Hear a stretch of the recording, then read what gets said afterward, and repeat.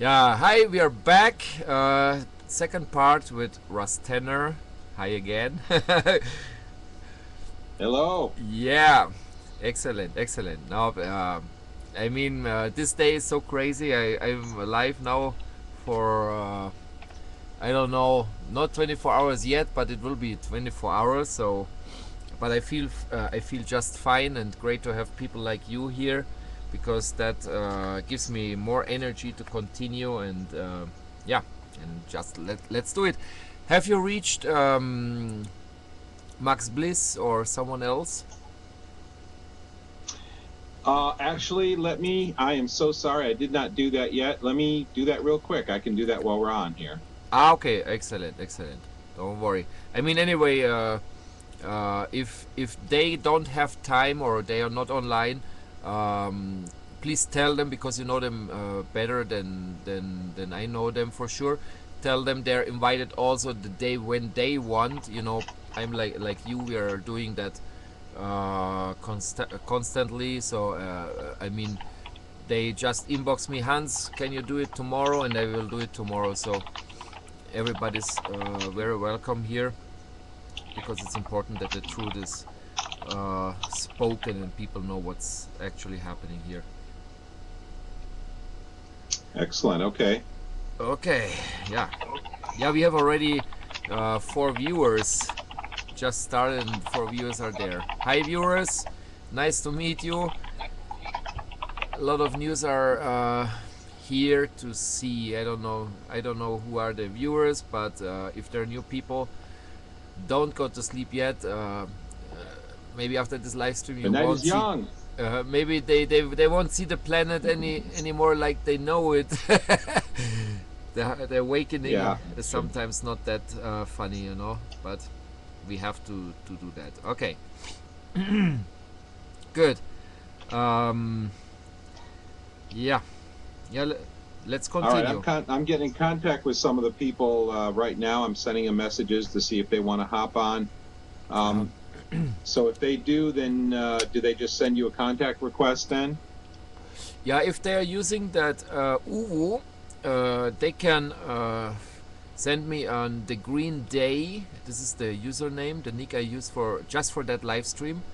To don't mix them with others, because maybe some. This is not just for the chemtrail people. It's also for culture things and other people who maybe don't like to um, to have that big list with someone, whatever. So it's just for that day.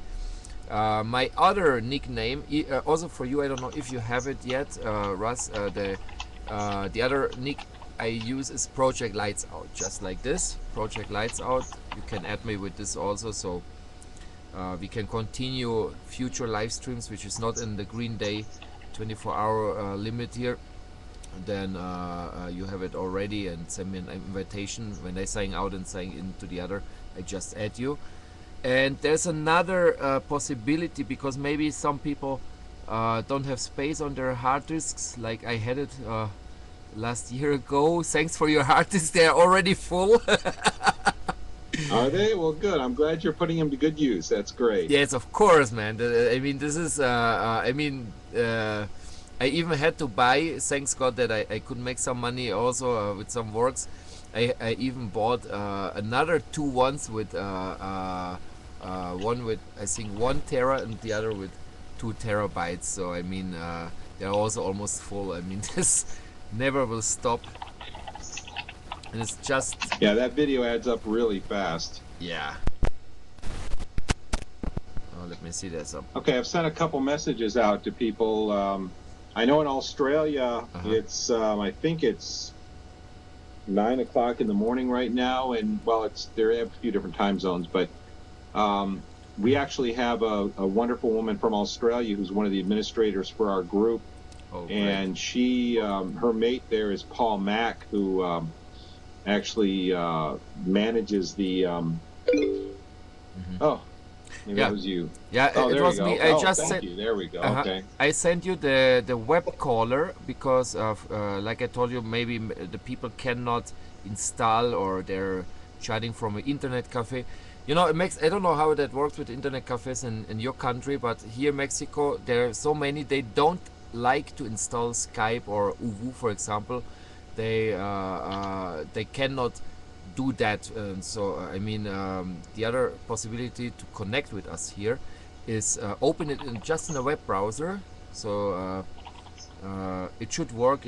I had it in one of my last live streams with a person, and he just called in using just opening Google Chrome or Firefox or whatever, and just making click on that. I also posted it in the chat box in the live stream channel. It's social.uwu.com /call /the green day /302 /0. This is the link for making a web call, which also transfers here to our call, so we can add up to 12 people. We can be together 12 people. That's a wonderful service. On Skype you just have this kind of service if you pay the premium version, but on Uwu that is wonderful. We can really have a video conference up to 12 people, so works excellent. And okay, That's great. let's see if that nice lady will join us here. She's very welcome. Everybody's very welcome here. Also I'm just waiting for the trolls here and just send them to hell together because they cannot they won't have right. I mean, it's impossible that someone can say that is a natural phenomenon. The chemtrails, it's absolutely man-made. So let's see Yeah. if the trolls are joining us, and yeah, they don't know with whom they're speaking. Oh yeah. Oh yeah. Oh yeah. Yeah, Well, that's awesome. okay. Yeah, I've invited Paul Mack and Max Bliss from Australia and the UK if they want to get on. I just excuse me, sent them a message on Facebook, and we'll see if there's any others too. So, and also tomorrow, Monday night, we're having Global Skywatch Radio. Okay. If anybody's interested in joining us, it's 8:30 Eastern time, and we're having Rosario. We're having 3 people. We're having Kelly and maybe more, but Kelly Dougherty, who is the founder of the San Francisco chemtrail protests. She's been on a couple times before. She's wonderful, just a joy to talk to, very uplifting, amazing woman. Dawn Abbott, who's been on before too, she is teaching everybody in her community. She's always out looking to talk to her local government. She had a very interesting and frustrating encounter with her representative, congressman, I believe it was, a couple days ago, and she's going to share that. And then I'm also having Rosario Marciano on, who is from Italy, and he is the founder of Tanker Enemy. Now, if anybody knows Tanker Enemy, Of course. they make hundreds of chemtrail videos. Yeah. Yeah, I've seen a lot on YouTube. Yeah, he has recently been raided by the Italian government. They took his computers. What? Yeah, just I guess within the last few days this happened. So he's going to get on and tell us what's happening with that. It's funny because it's a civil suit. Apparently, some geologist filed a complaint that he was spreading false information. And so the Italian police came and confiscated all his computer equipment. He's okay. He's still up and running. He has backups of everything. But Tanker Enemy is really one of the first places I found when I first learned about chemtrails. Me too, eh? So Me he's too. going to be on and tell his story. And we're looking for an Italian translator, too. I think he prefers to speak Italian. He is from Italy. So hopefully we can get a hold of a translator to translate for us. Yep. And, so join us Monday night. Go to globalskywatch.com/live if you'd like to join us.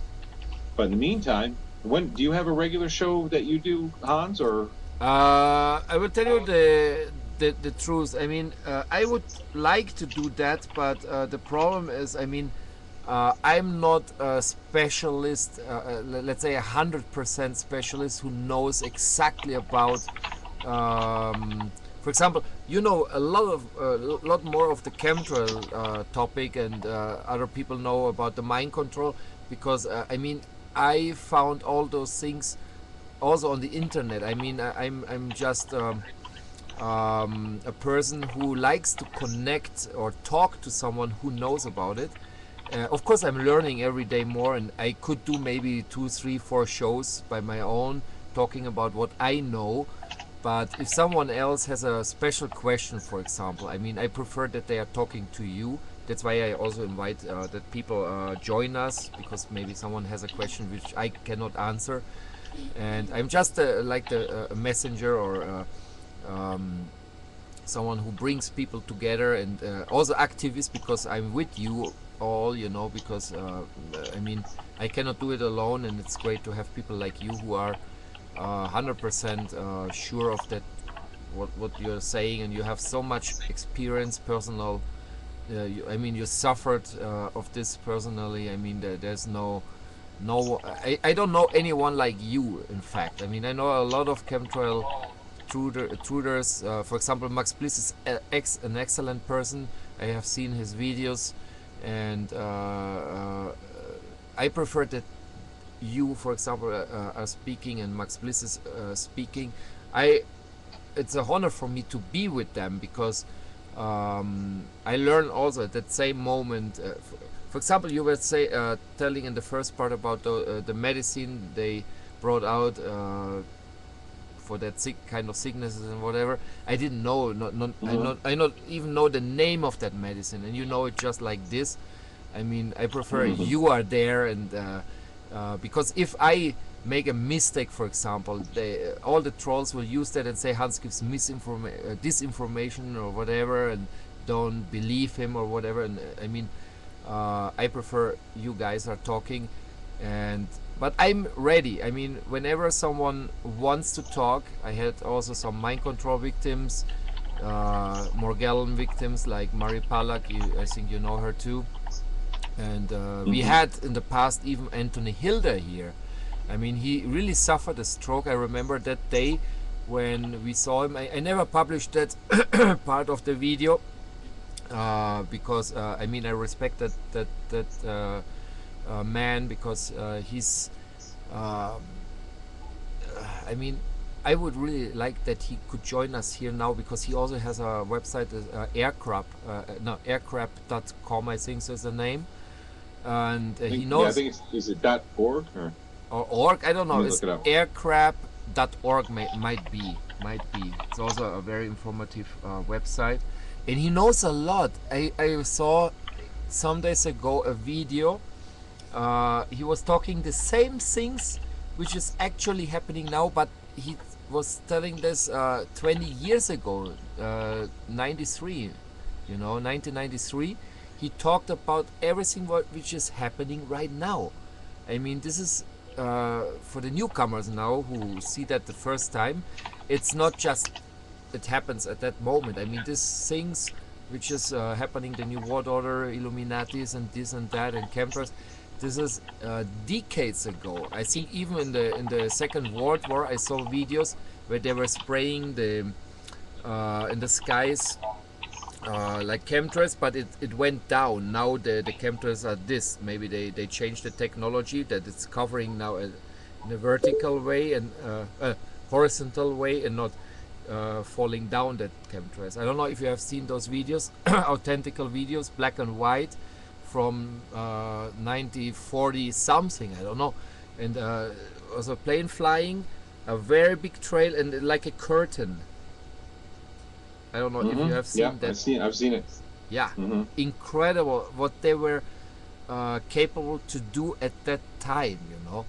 Putting the whole sky full of a fucking curtain. I mean, this is incredible. I mean, this technology exists since, I don't know. We are now in 2013. Make counts. It's 67, more than 70 years ago when they did that. That those kind of experiments with trails.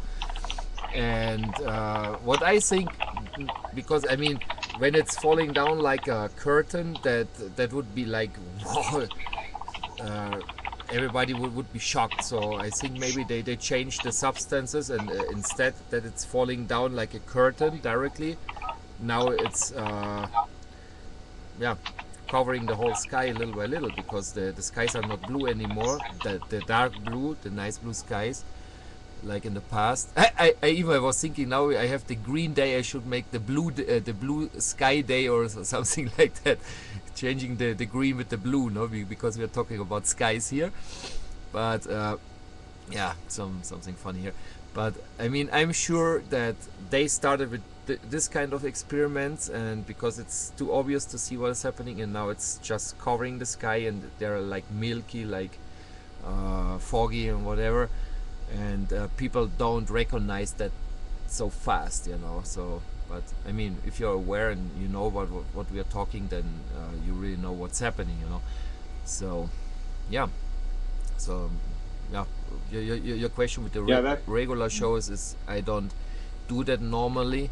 I would like to do it. Sometimes I invent something. I made one love stream, instead live stream, a love stream. I wanted to bring people together who knows who know them or each other from Facebook, and that they have time to express their feelings and everything. But didn't work out that well. So now, if someone wants to talk, I open the door and they can be part of it. So everybody's welcome. Okay, now you can talk. Okay, I just I'm very glad to be here. I'm very happy to be doing the second part of this this broadcast. Hans, you do a 24-hour broadcast once a year, I think. Is that what you do? It's the biggest one, because you know, with Project Lights Out, I always choose dates which is very easy to remember, like 999. That's why my YouTube channel, my second one, because my first one, I had one when I started Lights Out, and that was Cancun, Hans, because at that time I lived in Cancun, and I uploaded also around 400 videos, and from one day to the other day the whole channel was gone, and I never got an explanation of YouTube or of Google why they took it away, if I violated some rights, copyrights or whatever, but I never got an answer. So my second YouTube channel, which is still here, whereas for example this video also recorded or uploaded later, it's Lights Out 9999, because then I thought, okay, let's make an event, a yearly event which you can remember. So I choose like 9th of September 2009, 9 p.m. Turn off the lights for 9 minutes. That's very easy to remember. 99999. Okay, you know exactly when, and the people will ask why the neighbor is switching off his light, and then we can answer, and just using that, not for saving energy, like the hour event, which I think it's from World Wildlife or something. They have the Earth Hour, I think is the name. It's not for saving energy, it's for waking up the people, because most of the people don't know me, but they will see, or I mean, when they see that people turn off the lights, they will ask why you turn off the lights, is there a reason for it, and who did it, and what is the message, and then I can answer. I can say, no, I did it because I want that you know what's happening. I can tell you this and this and this and this, yeah, to wake up the people. Then I made it on 10, let's say 2010, 10th of October, 10 p.m. for 10 minutes, and then 11, then 12. But there's no 13, so I mean 2013, yes, but we don't have a months with the 13 months. We just have 12 months. So I thought, okay, let's think what can I do for this year. And then I thought, okay, we are working for peace. We want a green planet, a good planet, also blue skies. But I chose the green day for that for that event, because the planet is blue normally, but the nature is more like green. People identify that more with green, and it's like the whole day. So it's the Green Day, not Green Day only because there's a rock group with the name Green Day. It's the Green Day. So I don't um, heard any copyrights either, you know. And for next year, I still don't know what will be the name and when will it be. I what the only thing what I want to do is do this 24-hour live stream on a weekend because most people are working. I mean from Monday through Friday, and maybe they cannot join 24 hours. But if you're interested in something, you take the time and say, okay, Saturday and Sunday anyway I don't work that much, or I not even work, and I have time. I can join whenever I have yeah, some time left here, and so it will be Saturday next year, but I don't know yet which day it will be or which month. Maybe one day I will make it on Christmas, the whole like um, making a live stream the whole Christmas day or New Year's Day, but I don't know.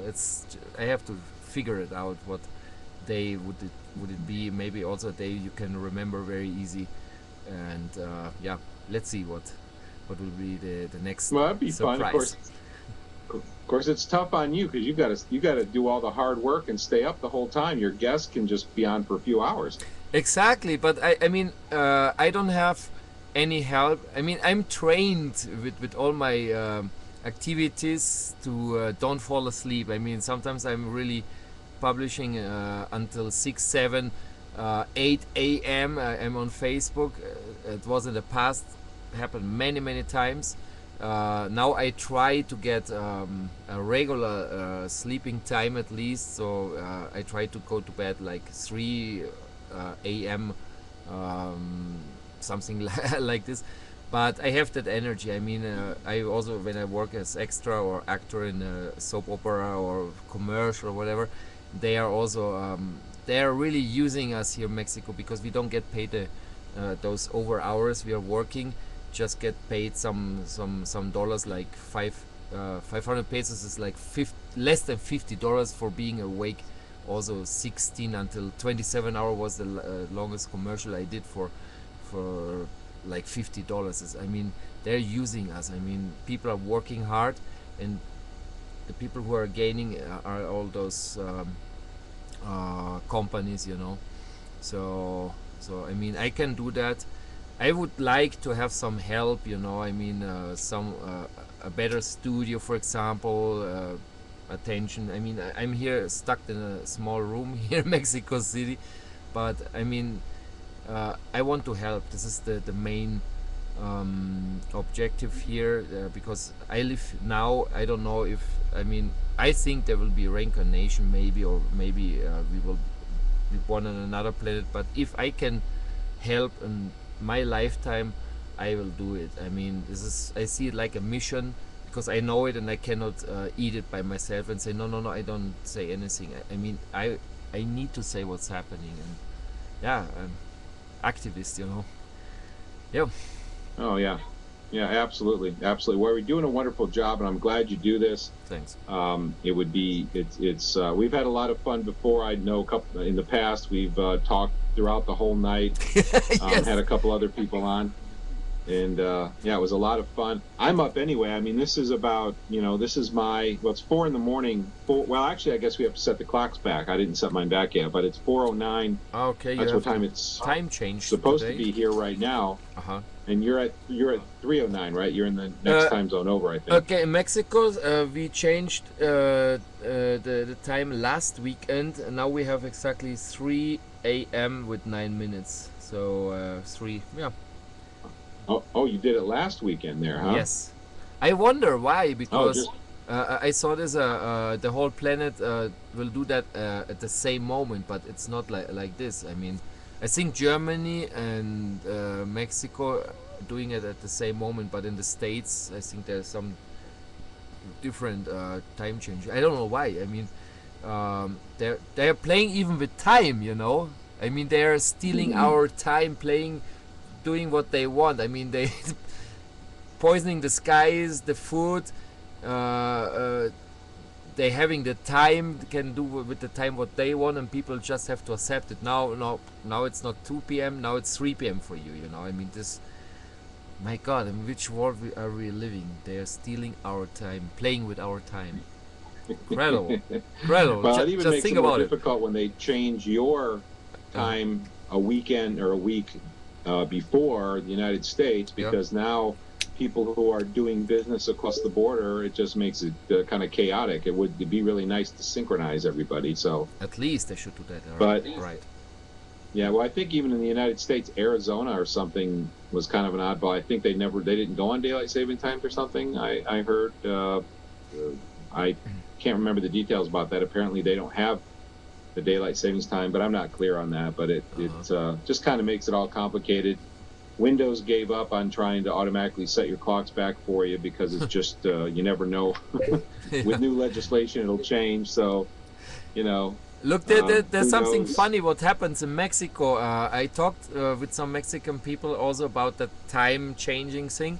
And here are some villages, not cities, so some villages, you know, in the desert or wherever, I think in Chiapas, they don't care. They have their time. They never change the time. Even if the government say you have to return the time, they don't accept that. I mean, this is great what they're doing, because they don't let that other people doing this shit, you know. And I don't believe really that you can save that much energy with it, because if you're, for example, you get up earlier and go to bed also then earlier, I mean you're still consuming the same things. I mean the fridge is running, the TV is running at the same time, and if you're in the morning you need light, but at night you have more light. I mean is for me is the same than if you have less light in the morning and more light at night. I mean, you always switch on the lamps, you know, the light bulbs. So I don't know if that is working out. I mean, it was just fine many years ago when they didn't have that time thing, and now they're doing it with this. I mean, why don't let the things like it is? I mean, you cannot change the whole planet. You know, they want to change everything. Okay.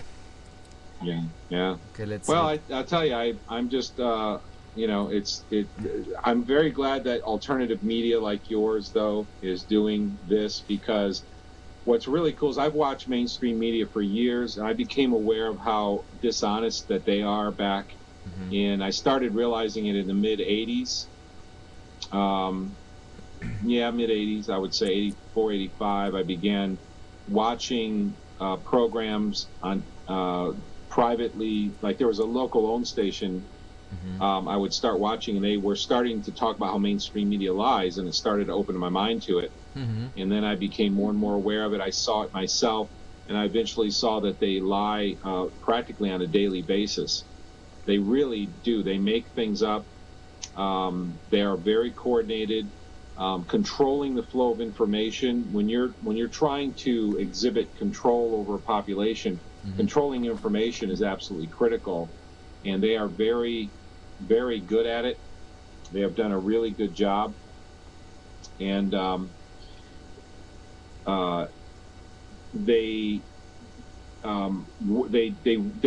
so good at it that most people don't even catch on to what's going on, because they don't tell you what to believe. What they do is they write stories that will make you conclude what they want you to conclude.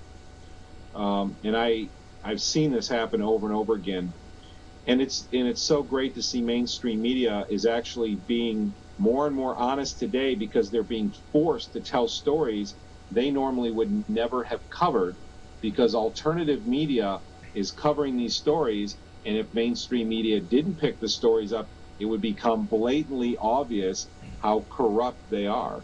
So thanks to you doing your thing and getting people on here telling the truth, and especially about my favorite activist subject, chemtrails, because I suffer from them, I smell them, and I taste them. Mainstream media is trying to tell the world that these are condensation trails from high bypass turbofans, which is an absolute lie. We are seeing plant damage all over. We have right here in Maine, I did a rainwater sample. We have 300 micrograms per liter of aluminum in the rainwater.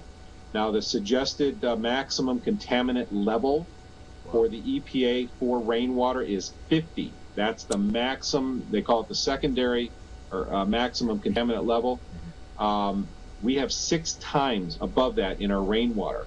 In California, where Dane Wigington lives, they had something like 1,000 times. They have so much aluminum in the snow samples and in the rainwater samples. It is surreal. It is absolutely unreal. We have plants dying, and here's something I want people to think about too. I wrote an article a short article about this to try to help wake people up. But in the mid '60s, the U.S. government was successfully performing weather control experiments. They actually could steer hurricanes.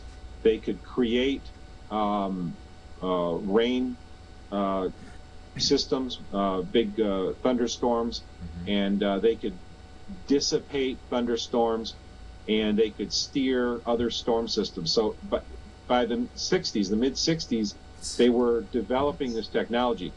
By the '70s, they perfected it. By the '70s, they could do just about anything.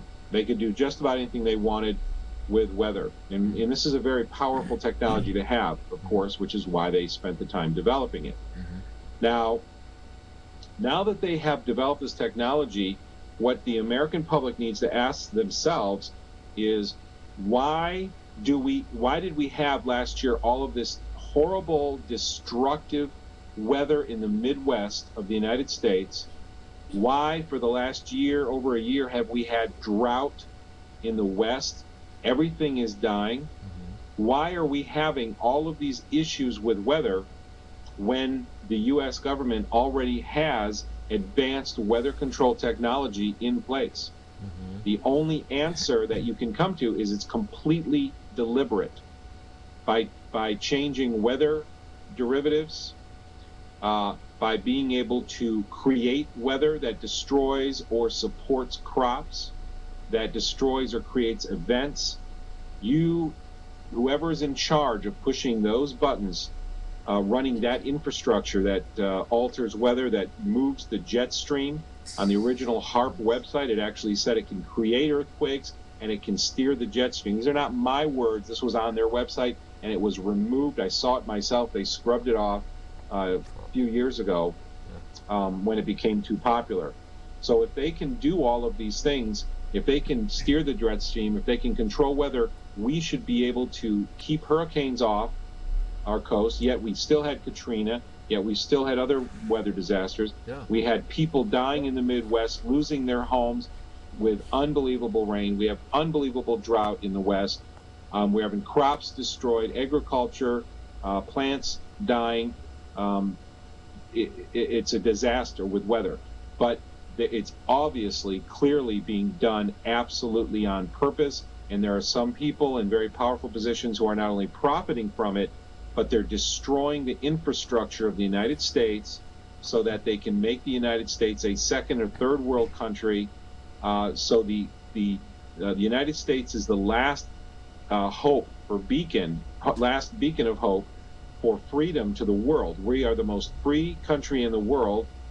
We still have basic protections, and still it's pretty pathetic because we are getting abused. Those rights are being trampled on.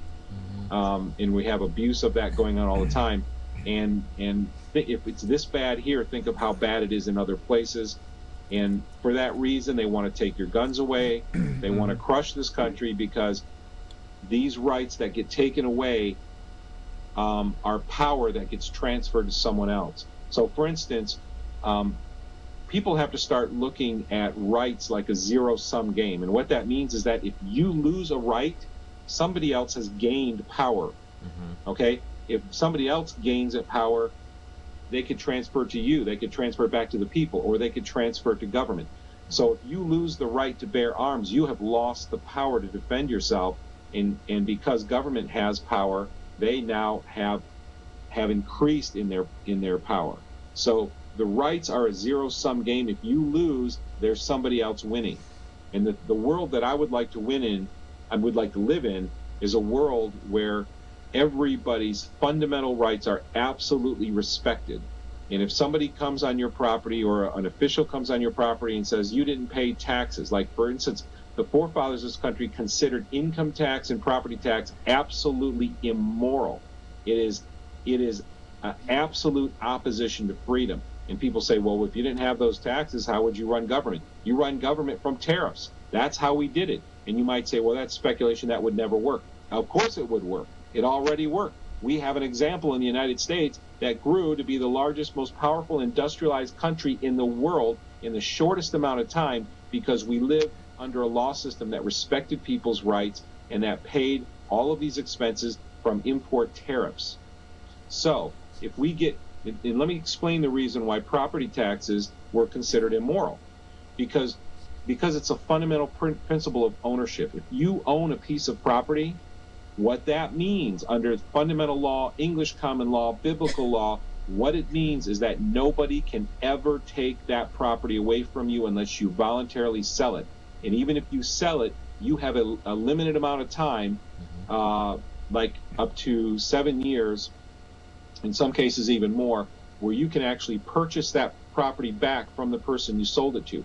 And the reason for this is property ownership was one of a fundamental right that was considered so valuable that you should have every opportunity to regain it. Even if you got into financial trouble, you would still have an opportunity to get your property back after a period of time. So you had a place to live, you had a place to grow your food, you had a place to grow livestock, you had a place to raise your family, and there was no threat to it, and you could pass it on to your kids and your lineage.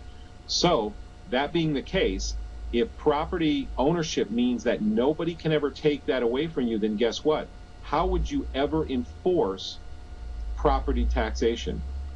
There's no way to enforce it. It's unenforceable because the concept is contrary to fundamental basic human rights. If you go to somebody and you say, if you don't pay your property taxes, we're going to come take your property away. That's what they do today in the world. If you don't pay property taxes, they will come and they will auction your property off. In the United States and in most countries, that's how it works. Well, if true principles of ownership were in place, they could never touch your property. They could never sell your property. They could never take it from you. So property taxes are fundamentally unenforceable.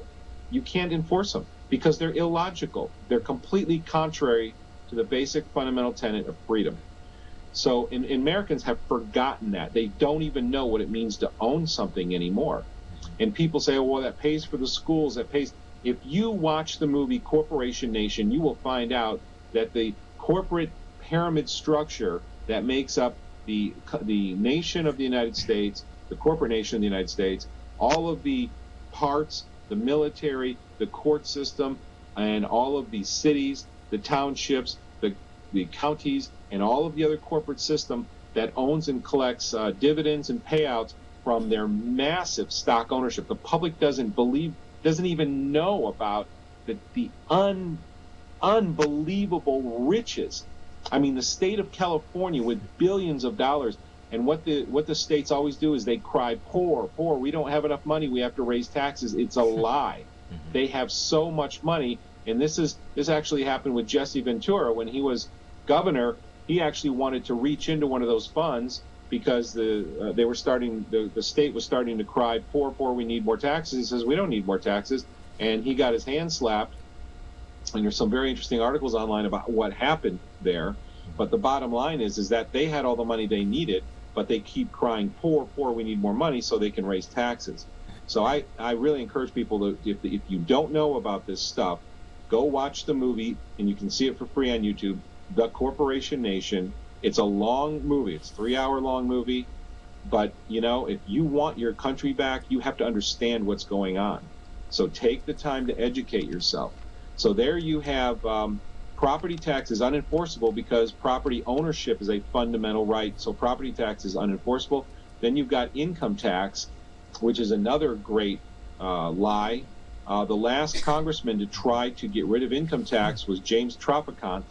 He was framed and put in prison, and he is out now. He's been out for a little while now, and he's out freely speaking about how they framed him And the reason they framed him is because he introduced legislation into Congress to shut down the Internal Revenue Service because it's absolutely unnecessary.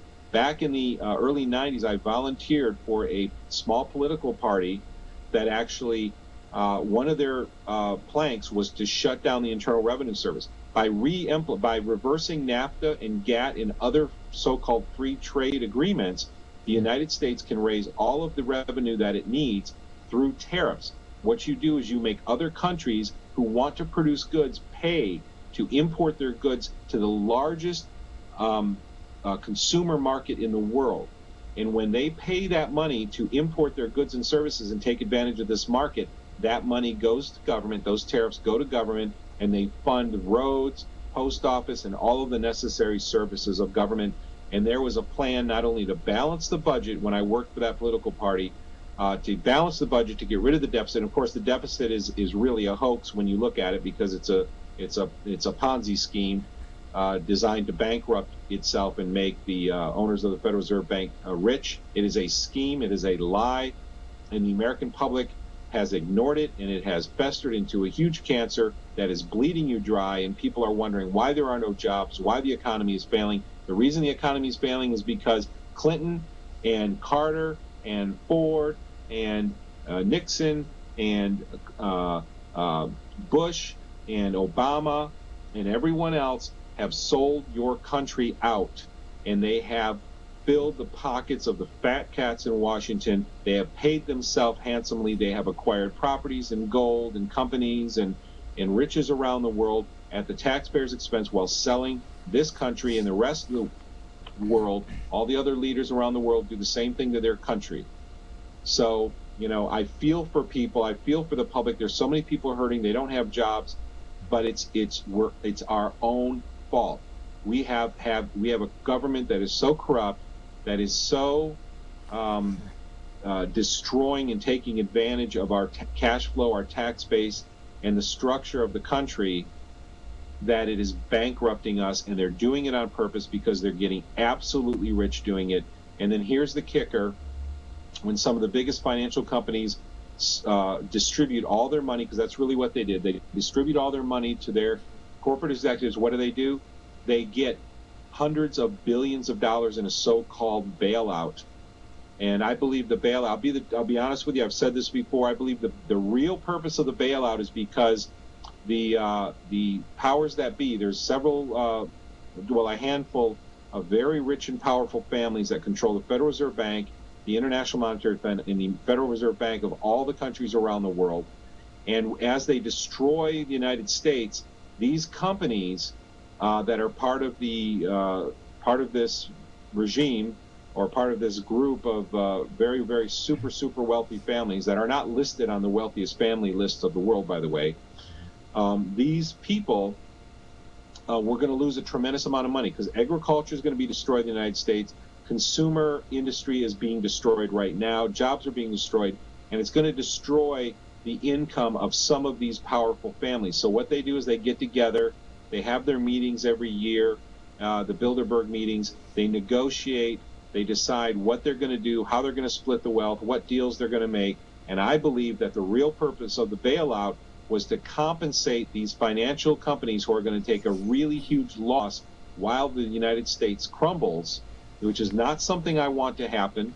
So if any critics come on here and anybody says, oh, I'm saying bad things, I'm not saying bad things, I'm saying truths so we can cut the cancer out and recover. I want every country in the world to be healthy. I want people to be happy. They could have money. Nobody needs to suffer. Poverty is completely artificial. It doesn't have to exist. And I have lived in poverty before. People do not know my background, but I have lived. If it weren't for friends taking me in, I had no place to go for a period of time in my life. I was extremely depressed. I have gone 3 months with eating nothing but peanut butter and jelly sandwiches years ago in my life when I had no money. The only car I had didn't have a starter. I spent 3 months. I couldn't afford $35 to buy a starter, so I had to push start that car everywhere I wanted to go. You jump in and you pop the clutch. And so I've been there. I know what it's like, but it doesn't have to be this way. Exactly. It doesn't have to be. But the reason it is because the people of the countries have to rise up and have to demand that their governments give them their freedom back so that they can live how they please, that they can keep their property. And how wonderful would it be today? Think about this, property owners. If you want to live, most people don't want to get filthy rich. We don't care about that. I don't care. I want to be comfortable. I want to do good in the world. I want to have friends and family. That's what's important to me. I don't care about becoming a millionaire. I really couldn't care less. Money's nice. I've never had a whole lot of money, but it's nice. It solves problems. I know people who have money, but most people really don't care. They just want to be happy and secure. Exactly. Think about what kind of a life where you could have if you had your property rights back. Okay, if you didn't pay property taxes, you could live on your land. You could grow your own food. You could collect your own rainwater or have a well. You would have no expenses except electricity and maybe trash pickup. And if you lived very carefully and developed the way you live, you could have very little trash.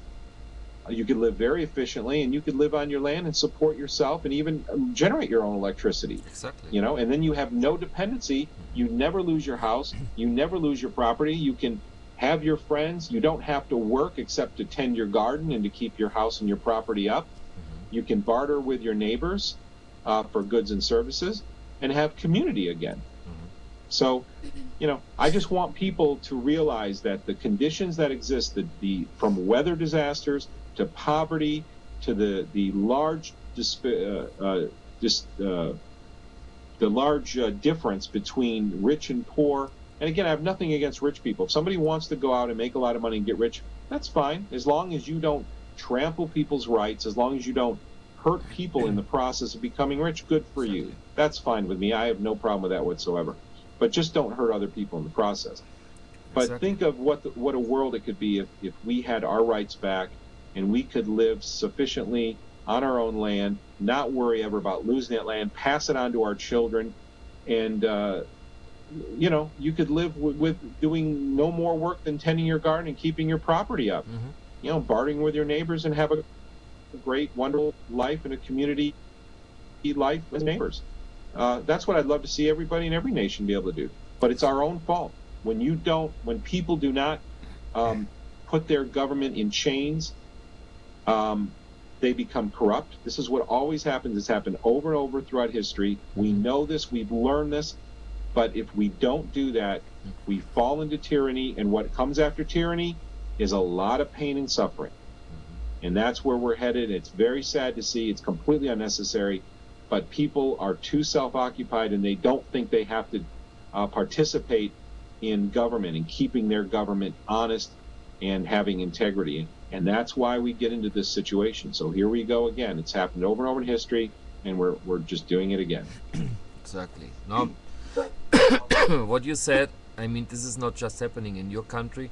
It's the same here in Mexico. I have neighbors right here where I live. Those neighbors haven't paid also their house, the taxes. I don't know what is exactly the name of it, because I just pay my rent, and they haven't paid that, and it's so fast. The police knocks on the door, take out your stuff on the street, and you're on the street, and there's so many people suffering of this. I mean, everybody has to pay, even if they bought the ground and the house and constructed everything and living there forever. But if they don't pay, they're on the street. I mean, this is a human rights violation for me. Even food and water should be free. Now there's, I think Nestle, they want to own the water. Imagine, I mean, how someone can own water. Water is for free. Water, you can find it in the rivers, you can find it in the wells and wherever, in the ocean. There's even technology there that you can transform the ocean water to drinking water. So you can feed those poor people who cannot afford buying water or whatever. There's even technology to use water for or instead of gasoline, not 100%, because you still need, if you have an old car, to start the motor, but it's like 10% of gasoline and 90% water. The technology already exists since years, but of course they want to make money with the petroleum and oil and whatever. So I mean, it's just so illogical. Now people will say, okay, but if water should be free, but it has to be transported, the bottles and whatever. Why we cannot just making some accounts for example, give water for free, but rise the other things, diamonds, or rise prices for things we don't need to survive. Because if we don't pay for water, then we have also enough money for getting a new TV, for example. I mean, it's more important water and food, and that you have your home, than a new TV or this and that. I mean, they're stealing us the money from everywhere, not just the necessities like water, drinking, and eating food, and where you're living. They are also brainwashing us to consume more. So we are just living to give, but nobody helps us when we are in need. In Mexico, if you don't have even work, there are no shelters like you have it in the States with the food stamps and this and that. I mean, I have seen people dying on the street. There was some days ago, a poor guy died in front of a hospital, and they didn't help him to survive. He gave an interview with someone on a cell phone. It was even in the videos on Facebook. I shared that video, for example. I mean, this is not possible. A woman get a birth, a baby on. I mean, she was in the hospital, and they sent her away. You don't have work? No, we cannot attend you, whatever, And I mean, what is that for a world, And nobody does anything. That's why also there won't be changes, because if people just say, "Oh, what a pity," or "what," or "That's bad," but it just stays in words. The other people, meanwhile, they are continuing stealing your money. I mean, really, we have to do something against that. I mean, it's horrible. Yeah. Yep. Yeah. It is. It comes from not caring for each other and caring for ourselves. We need to care for our lives and ourselves. And when we take care of ourselves, it gives us the ability to take care of other people as well. And we need, I've seen the videos where people are hurting on the streets, and people just walk by and nobody pays attention. And I know everybody's got a place to go, everybody's got jobs to do, but we never would have come to this point if we didn't let it get to this point. Exactly. We let it get to this point. We let it get to this point. And it would be great where we could live. And even if you wanted to be part of the system, and you wanted electricity, and you wanted trash service, and you wanted to be able to go in to the city every night and have fun and see friends and dance, well, fine. I mean, with today's technology, with the amount of production that you can, with the amount of things that you can produce, I mean, you should be able to work for 1 or 2 hours a day and produce so much with whatever your chosen profession is, that you would be able to work 1 or 2 hours a day and live wonderfully and not have any financial worries at all. Exactly. That's the way the world really could be. Exactly. But the other thing So what I I just, don't the other go thing ahead. sorry, the other thing what I don't understand is everything is getting more expensive, but if you see, but there's more Walmart, there's more McDonald's, Burger Kings, more products. I mean, there's enough money, but why they have to make it even more expensive? And when you see the natural products like eggs, like meat, I mean, animals, they, I mean, a hen will put an egg without charging for it. I mean, the eggs are for free normally. I mean, and then the eggs are more expensive. In Mexico, it starts with the gasoline, then the tortillas we have for making tacos, and then the eggs are more expensive. Everything is pumping up. I mean, I just compare the bills when I go to buy some stuff in the supermarket, which I also now avoid as much as I can, because we have a street markets here and I get it anyway cheaper there. But sometimes I really have to go to a supermarket because I can't. It's not being sold in other places. And when I compare those lists, it's so fast, and it's just like, they put like $8.99. It doesn't look like nine, I mean, you still think you're just spending $8 or 8 pesos, whatever. Yeah, but the 99, yeah, is $1 more.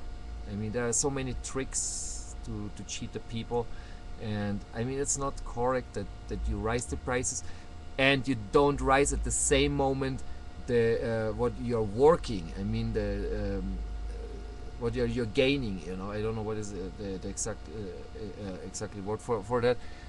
I see that Profit?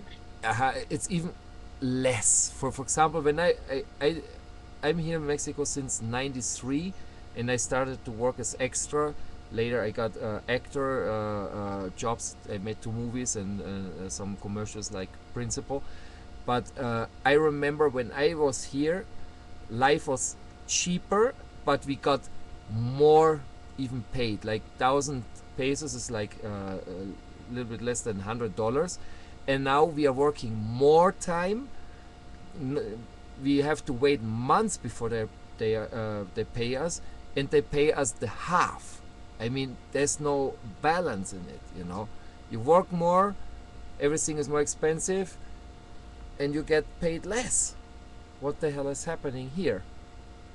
Or even when, okay, that's maybe the extra job, maybe other jobs, they're just keeping normal. But anyway, there's no balance here, because it's not okay. Now gasoline is $1 more. Okay, we pay you also $1 more at the same moment in your job. It's not happening. You're gaining, not. I mean, there's no balance. That's it. It's not logical. Yeah, absolutely. Mm-hmm. Well, yeah, the money keeps losing value. That which would never happen if we kept on a metal standard. Because the same, the same amount of gold still purchases the same amount of property today as it did 100 or 200 years ago. Yeah. But back in the 50s, a nickel would buy a coffee. Today, what does it cost for a coffee? So your money has lost value.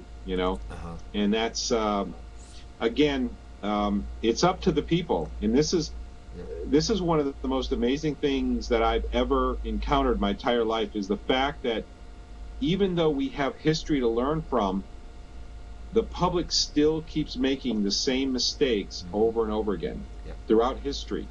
We have all the information we need. We know what works.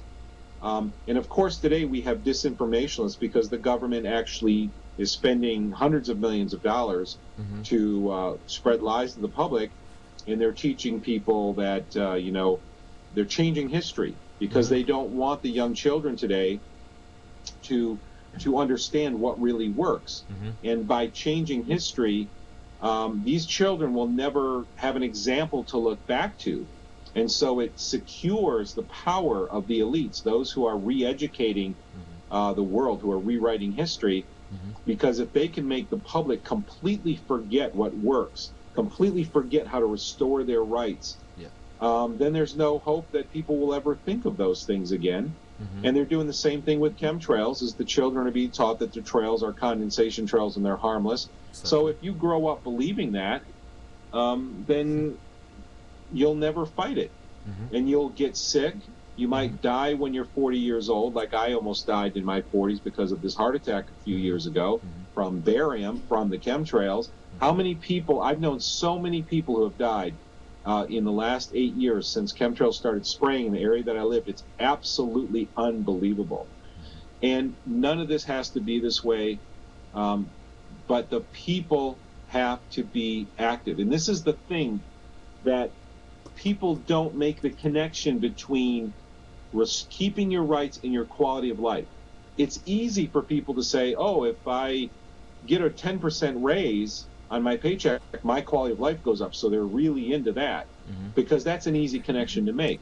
But what they don't realize is that if you threw out the NAFTA and GATT treaty, okay, they don't make this connection. If you threw out those two treaties, industry that's moved to China and India would be knocking down the doors to come back into the United States. You would have jobs looking for people, good paying jobs looking for people.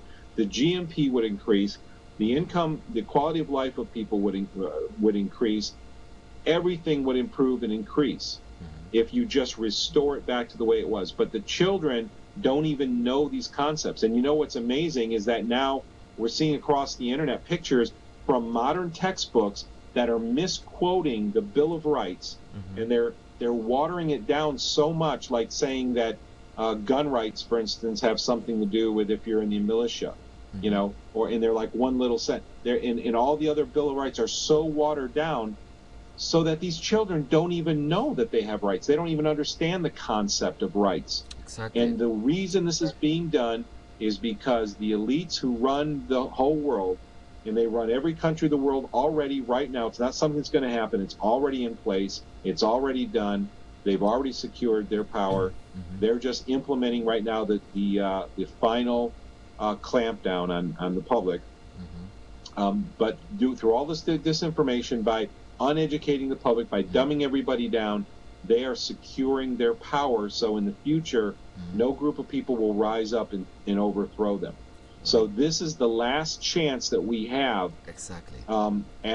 As people right now, this generation. If you don't do this, then you're fucked. the only chance that. Yeah. Well, yeah. I mean, I do believe that there is going to be a divine intervention in the future, and I believe that divine intervention is going to happen because of the very serious conditions that are going to soon be upon this world. And that divine intervention will be a wonderful thing. But the problem is we never had to let it get to that point. It was up to us whether it got bad enough that there had to be a divine intervention. Yeah. You know, we could have been responsible. We could have been proactive. The important, if you're on a train and it's running for a cliff, you need to stop that train and turn it around. And this train is just about off the cliff, and people are still, you know, the majority of people are still watching mainstream media, thinking that the fairy tales that they're telling are true. They're spinning the numbers. When Fukushima happened, what did they do? They raised the safe amount of radiation. The EPA said, oh, well, now twice as much radiation is safe. Even though for decades before it was this amount of radiation, now all of a sudden you get double the dose and we'll consider that safe. That's not being truth. That's not being honest. This disaster is going to be very, very profitable for a small group of people. It's going to help them secure their power. That's why they're letting it go on the way that it is. And it's the people's fault. The people are being lazy about keeping government honest and having integrity. Let me tell you also what is happening here. Returning again to my work as extra, for example. I told you in the past we got paid 1,000 pesos, a little bit less than $100 for the work. Now, I mean, it's very easy to explain why is that happening at least at that point, because you know, here's you and the other side is the boss, you know, but there's always someone between us. For example, if you sell something, the government wants taxes also, you know. I mean, you cannot buy directly what you want. I mean, there's always someone stealing something. And for example, in that work as extra, we have the agencies in the middle, you know, because they get their commission and they can choose how much we can pay the extras or the actors or whatever. So in the past, I mean, there are not so many people who are working 20 years in the same employment, for example, you know.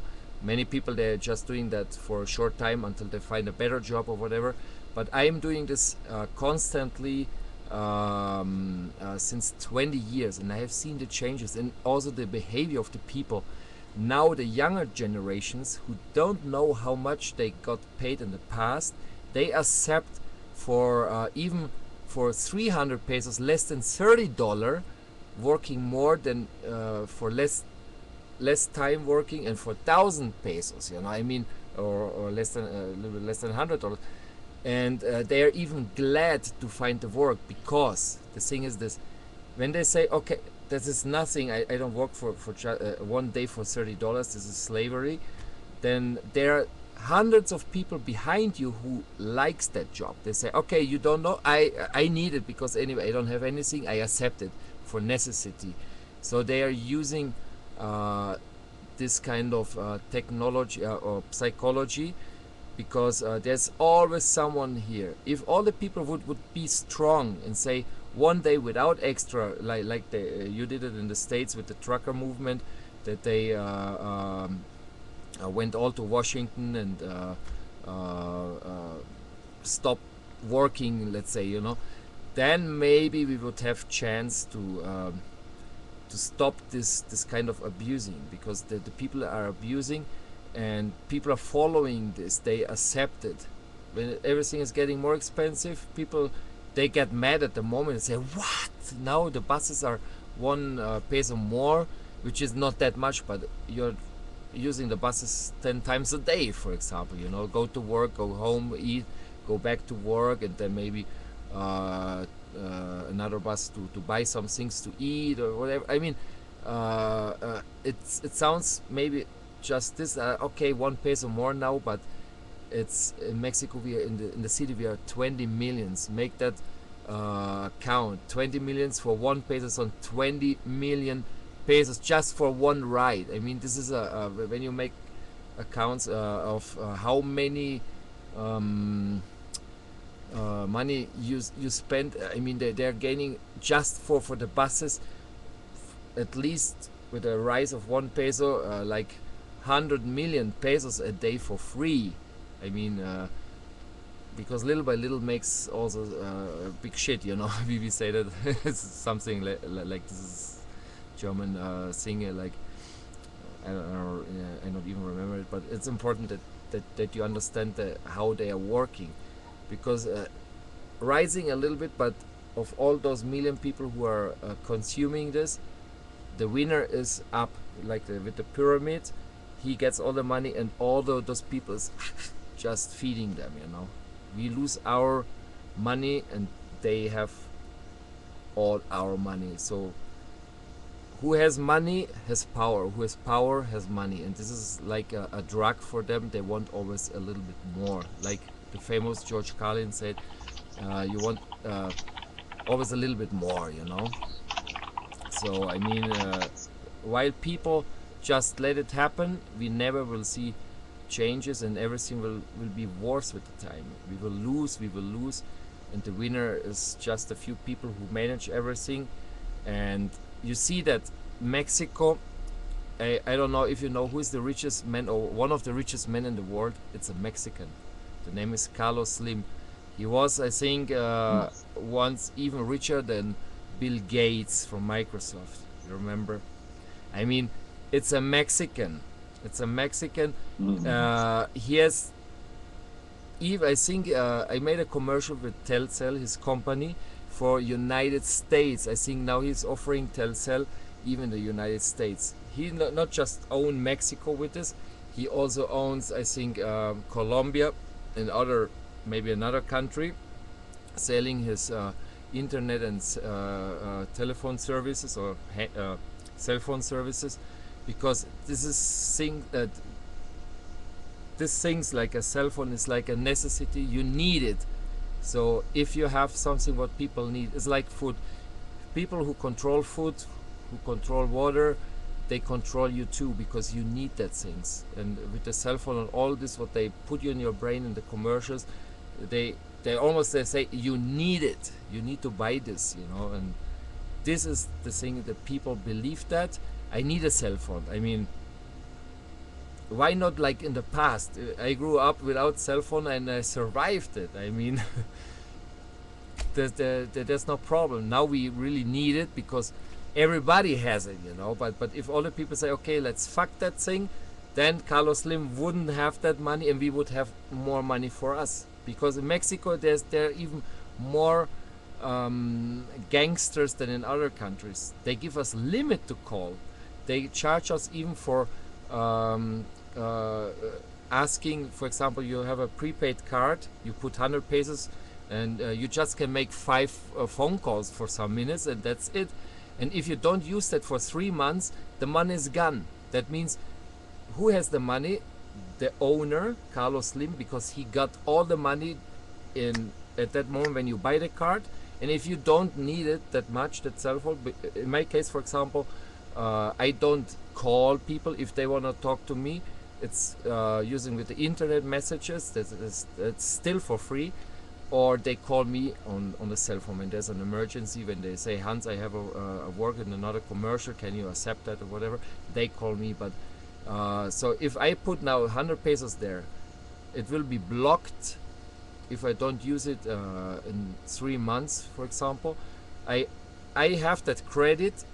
Imagine I have an emergency, I think I have, because I paid it, and I want to call and they say it's expired. So I have to buy another card to get that money back, because it gets reactivated at that moment. But then you're in the situation, then you cannot even afford that 100 pesos to get back your other credit. But then you have 200 pesos in the cell phone, also just for 1 month more. It's not that you get the other no, the other 3 months also, and you have it like then for a half year. It's always 3 months, and then I mean you lose with everything. You charge more and charge more, you're losing more, and the winner is Carlos Slim, for example.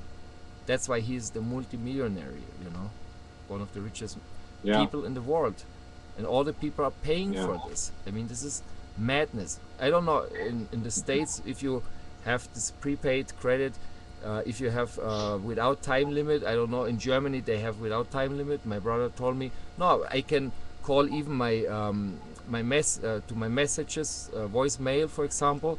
They don't charge it. Here they charge for everything. They charge for the voicemail, a number where they say how much credit you have, and when it expires, for example. They don't have those kind of problems in Germany, and the economy is much better there. But my brother can take make vacation whenever he wants, but I can sometimes I not even can go out of the city just to see a forest or whatever.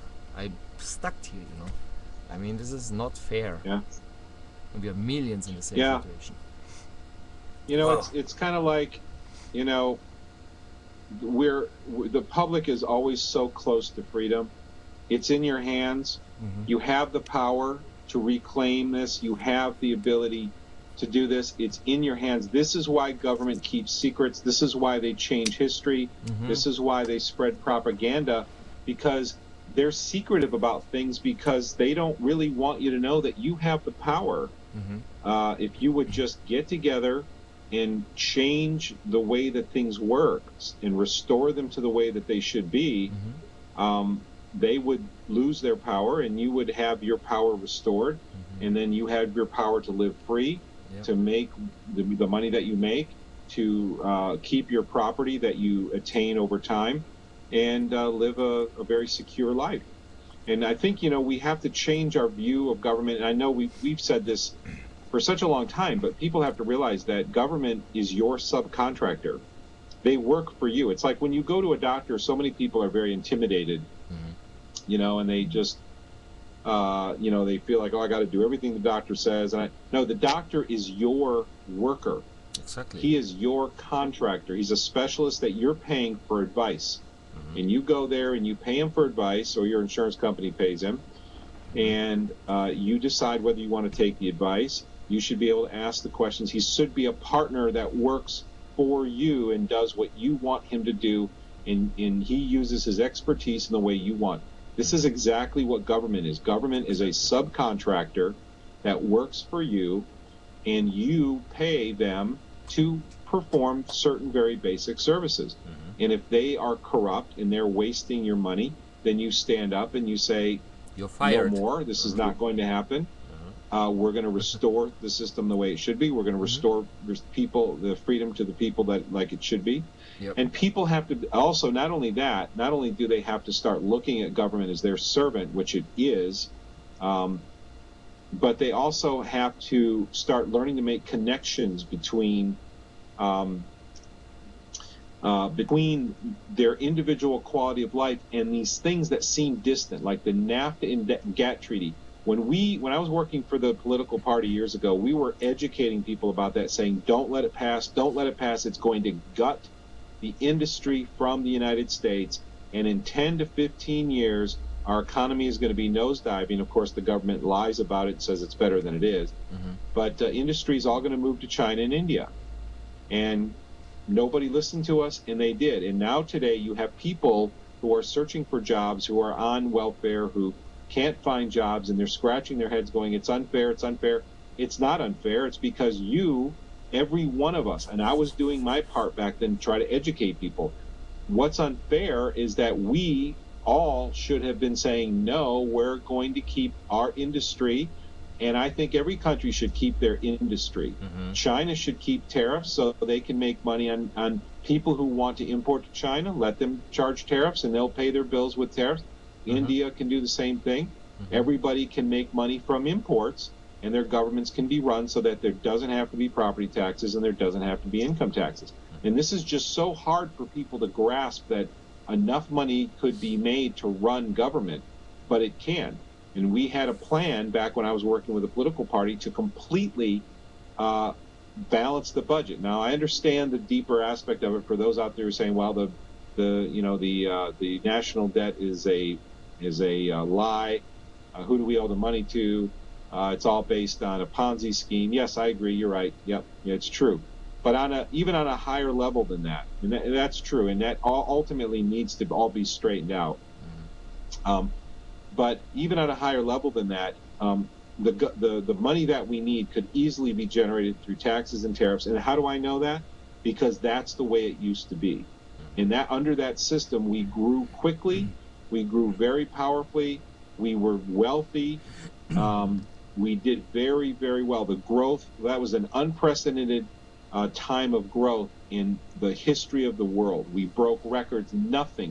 No time of prosperity has ever matched when those proper laws were in place. And a lot of them weren't. It was a mix, but to a large degree, those laws were in place. Imagine how much better it would have been if all of the right laws were in place properly. But nevertheless, we have that historical example, and we all live, those who are in the United States enjoyed the benefits of the fact that there was no GATT treaty and there was not NAFTA. And people need to make that connection and say, look, the reason I don't have a job, why did all industry, let me paint the picture for people who really don't get why tariffs are important. What happens is that especially the GATT treaty was passed, when we gave China the most favored nation trading status, what that means is that we used to charge Chinese companies money to bring their goods into the United States. And that money would go to the government and pay for the operation of the government. Now, when we got rid of those tariffs, American companies now realize that you got to realize that the biggest expense in a company is your personnel. In almost all industries, your personnel is 50%, 70%. It's a very large percentage of your expenditures. Well, in the United States, there's all these laws, minimum wage laws, and there's companies have to provide health care insurance and all this kind of stuff. So it's extremely expensive for a company to have an employee. Well, they can go to China. They can pay 1/15 the salary. They don't have to give you health care or minimal health care. So the company can literally lower their employee or their personnel-based expenditures to 10% or less of what they pay in the United States. Shipping their goods and services in the United States is peanuts, is nothing. It's cheap. Shipping is cheap. You can get a large size shipping container for $5,000. Well, that was several years ago. I actually checked on that. It was like $5,000 for a large shipping container, one of those huge shipping containers, which is nothing. You know what you can fit in there. You can fit a tremendous amount of stuff. You can ship stuff over here, and even the expense of shipping is a tiny fraction of the money they save by exporting your jobs to another country where they pay peanuts. And what's so funny is you have people like Dianne Feinstein and all these people saying, oh, by having fair trade, we're getting rid of poverty in other nations. they're exploiting people in these other nations so the companies can make more money. I mean, it's a complete lie. And these people, the politicians, lie to you because they are working, indirectly working and representing the industries that are doing the exploiting of the people in China, while they take your jobs away and they pocket the difference and the prices. And this is how Clinton sold this to the American public. So this is going to be great for the consumer. We're going to lower prices in the United States tremendously. The consumer is going to benefit. It's going to be great for the consumer. Prices didn't drop. When this company like Nike started making their shoes overseas and they dropped, the production costs dropped, 80% or whatever it was, did they take that 80% off the price of the shoes that they sold in the United States? No, that 80% savings went into the pocket of the corporation. It went to the high-level management and the CEOs of the corporation. That's where that money goes. Of course, that's where the money goes. So people all over the nation, all over the world, need to understand how it really works and have to also make that connection between how these things work and how it affects your life. If you have trouble getting a job, if you're not getting paid what you're supposed to, if you're serving food at a diner when you have a PhD in physics, science, geology, and you should be making $50,000, $100,000, $150,000 a year, and you're trying to scrape for tips in a diner because you can't get a job, and there are a lot of people in that situation in the United States right now. You have to remember why that happened. That happened because you let your government export the jobs, and you had a choice. You didn't have to do that, but you did, and now, yes, it takes 10 or 15 years, but now we are paying for it. Incredible. Yeah, people don't understand that, I mean, like you said, I mean, you're in an age that you could see what happened in the past. Like I can see what happened 20 years ago, and it's getting worse every day. Mexico now, we have Pemex, and it seems that the president will sell the whole company, and I mean, even a part of the United States was property of Mexico. All those names like California, like Florida, it sounds even Spanish. I mean, it's getting sold, and the people, I mean, Mexico, many people say we are a third world country. I don't know why they say third world. We have everything, for example. We even have the petroleum, but we are selling this to the United States, and then we are buying it back, to have the gasoline. Why they don't make that here, for example? I mean, we are independent. Normally, we have everything to eat here, all the fruits you want, meat, eggs. Well, you won't die here if you just could have your own garden, for example. I mean, here it grows perfectly. It's a warm country, etc. But we are all selling this to those companies. They make the big money, and we have to survive. We lose. We are losers here. I mean, and that is happening to all those nice countries like. You said in China where they're getting abused, working for almost nothing, for hours and hours, making lighters, for example, or shoes or whatever, and they're selling it more expensive here, and all this, the money which is in the middle, is for them instead to make that balance, for at least. I mean, we could work all in peace together. Everybody could get paid what it should be, and we won't be in that emergency without any savings. I mean, we are just born to be slaves and consumers. This is my God, it's so sad, and the people there are continuing with this. They believe this.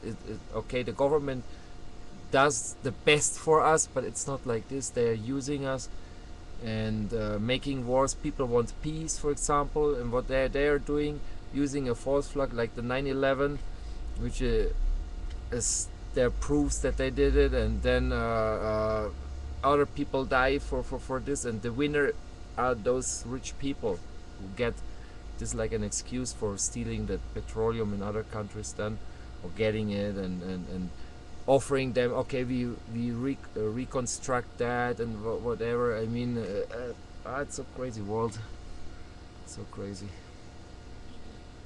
Yeah, it absolutely is. And I just, there's I've spoken to people about 9/11 before, Hmm. and the thing is that we live in this. Uh, I've never heard anybody else talk about this, but I've brought it up on several of our talk shows. Is that we live in a time right now where people have an entitlement attitudes Hmm. towards your belief system. We Hmm. say you can believe whatever you want, and we think, oh, that's freedom. Well, that is true. You are free to believe whatever you want, Hmm. but really, if we don't seek the truth and we're lazy about seeking the truth, Yeah. we will end up believing lies. And Exactly. people don't understand that It's. if you believe lies, Hmm. then your whole world falls apart. Hmm. Hmm. And for instance, 9/11, I've tried to talk to people about 9/11 before, and some are receptive, and some actually got angry and argued with me. And then they feel very defensive about it. Yeah.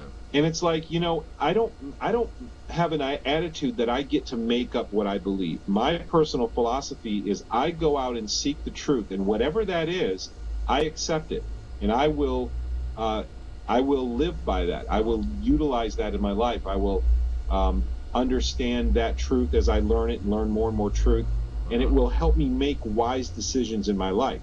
Yeah. But if Okay, and 9/11 is one of those examples, is that if 9/11 was a false flag event, No, there two are planes, three buildings. That says it all. right. And that's Yeah. right. That's a very good way to say it. Uh, And you could even go on about it. But if we don't recognize that steel buildings do not fall with office fires, mhm. the hardened steel, people don't understand how hard and strong steel is.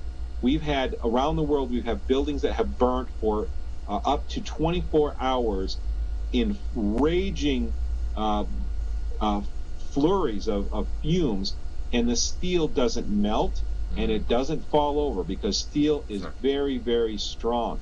People don't realize also that the World Trade Center, or I mean the Empire State Building, I believe it was hit by a jet years ago, and so there were restrictions put in place that all new tall buildings had to be able to withstand an aircraft hit Exactly. and still stand.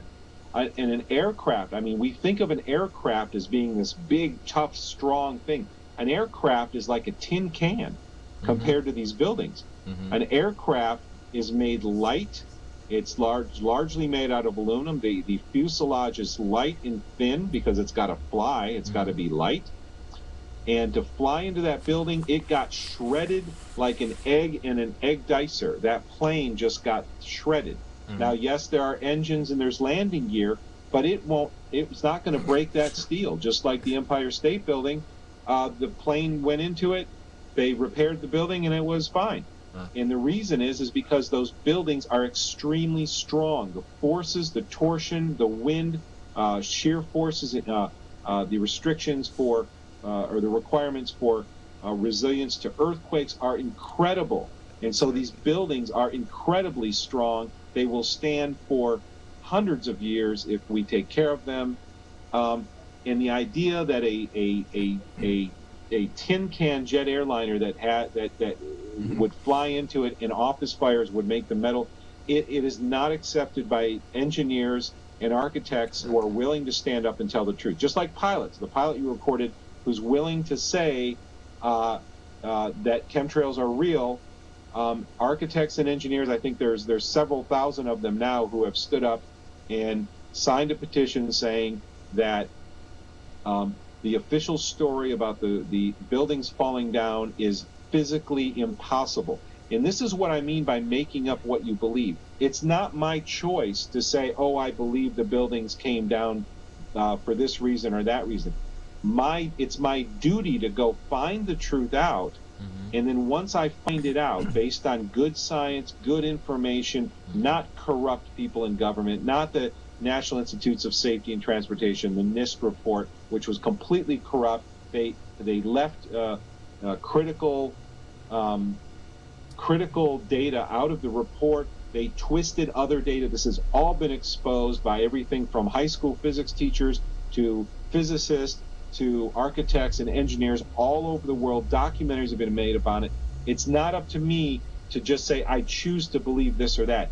what I have to do as a responsible person is go find out through good science, good information, and listen to the good architects that are not paid off by the system, the architects that don't have an agenda, and then make a very wise, discerning decision about what the truth really is. And that's what I accept.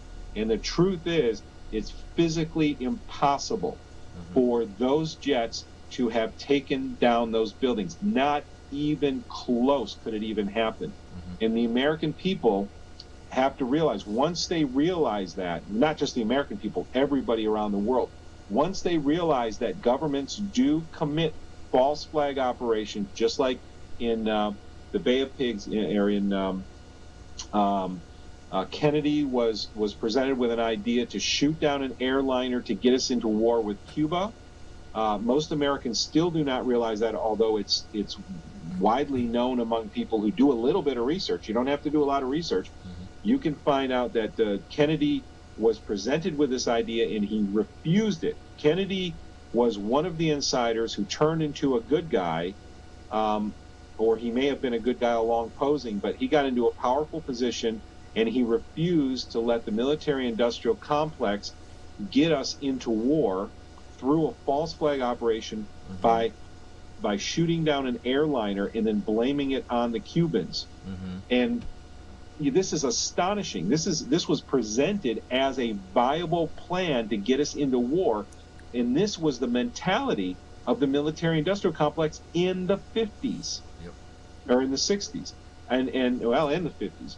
And people, the Americans and people around the world have to understand that we have been played with, we have been lied to, and history has been twisted for so long that they do it arrogantly. They sell us lies like 9/11, and you know, the plane that fell in Pennsylvania. Did you see the site where the plane fell? There's no plane. They showed video of a hole in the ground. They have an eyewitness that saw what looked like a drone. It was a very small plane, like with a single little engine on it, that flew. It went down, and there was a little explosion. And when they showed the aerial footage from that plane, it was a hole in the ground. There was no plane there. Exactly. And they sell that to the American people, and I pull my hair out and say, what is wrong with people? How can you look at this hole? When there's a plane crash, there's all kinds of debris. You know, it's shredded all over the place. There's a tail, there's engines, there's landing gear. And this is the worst one, is Oklahoma City. Oklahoma City, they found 3 undetonated bombs on the pylons of the building in the basement, and they were recovered by the bomb squad. The leader of the local sheriff bomb squad was on several local news stations and said, we found 3 more bombs. We're going to find the people. They said they were very advanced military bombs, military grade style bombs. We're going to find who did this, because when you have a bomb, it is like a fingerprint. You can trace it back to the person who made it. We're going to find. He was very encouraging about getting to the bottom about what happened. And this was on the local news. You can go on YouTube and find it. Where are the people crying out? All of a sudden, the FBI comes in. There's no more news stories about the other 3 bombs. It completely disappears. Newsweek does an article, and they draw a picture of the site, and they say that a truck had a fertilizer bomb out front, and it blew up, and it made a big crater and damaged the building. And Newsweek shows an artist rendering of the site, and it has a big crater out front. But when you look at the helicopter footage, there's no crater there. It's made up. It was a made-up story. That, you know, and then you have the regional director of the FBI, who is also a bomb specialist, came out and made a documentary showing mathematically that you could fill one of those trucks with fertilizer, and by the time the force of that explosion met the building, you would do nothing more than shatter windows. You would not have even taken the siding off the building. He said the pound per square inch pressure that kind of a device would have left on the building would be like a group of people kicking the side of the building. Okay, and so where are the American people? You have the officials were doing their job. The local officials, they came forth on TV. They recovered the devices. They were working for you. They were trying to get the truth out. And then when all of that disappeared, even though the evidence is still there, The American people just said, well, I don't want to know. I don't really care. And that is what's wrong. We have to care. We have to find out why these things happen, because that's the only way you prevent them from happening. I don't want these horrible things to happen anymore. And the only way you stop them from happening is by find out why they have in the past, where the failure was. And when we realize that these are obviously false flags that are large cover-ups, these are historic, epic cover-ups, and everything points to that. There is so much evidence. There are officials that have come forward. There are whistleblowers who have come forward. And yet people don't care, except for a small group of really caring activists who really have worked hard, who've made documentary films, who've made it so easy to find all the truth. The bulk of the public just says, well, it doesn't affect my life. But it does affect your life profoundly, because by letting these people get away, you now have extra taxes. You now have no job. All your industry's been moved overseas. You are now poor. You are now broke. You are now deceived. You have lost your rights, all because you didn't pay attention when you should have. Exactly. And that happened. That I mean, with the 9/11, it wasn't not just two buildings. That event affected the whole world. Now, I mean, I was in Mexico when that happened. First, I saw this. It's a movie. I mean, I saw that on TV, and I couldn't believe it at all. You know. I mean, I had to believe it because at that time there was no, I didn't have internet. I mean, it took so many years until the people were talking really about it. All the people bought it, you know. I mean, they made that like, yeah, something believable at that moment. And they're still selling this story, and it's in Wikipedia and there and there. If we are not here on this earth anymore, if we are dead, next generation, they will just believe those manipulated history books, which are already written here, that they say Al Qaeda and whatever, you know. I mean, if we don't start, like you said, to research that, and I mean, there are proofs that it cannot happen. Those buildings were built.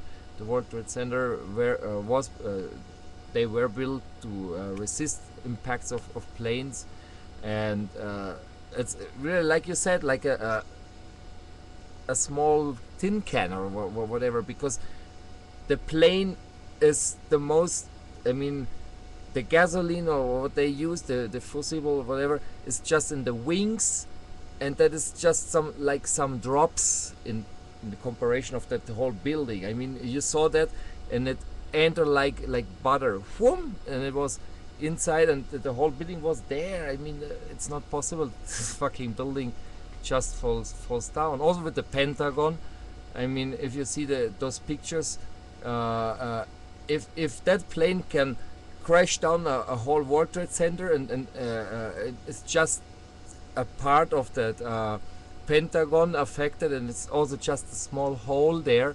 You not even can find the wings of the plane, which should have some marks also, leaving some marks and whatever. I mean, I have seen so many pictures of this. They say not even the Pentagon.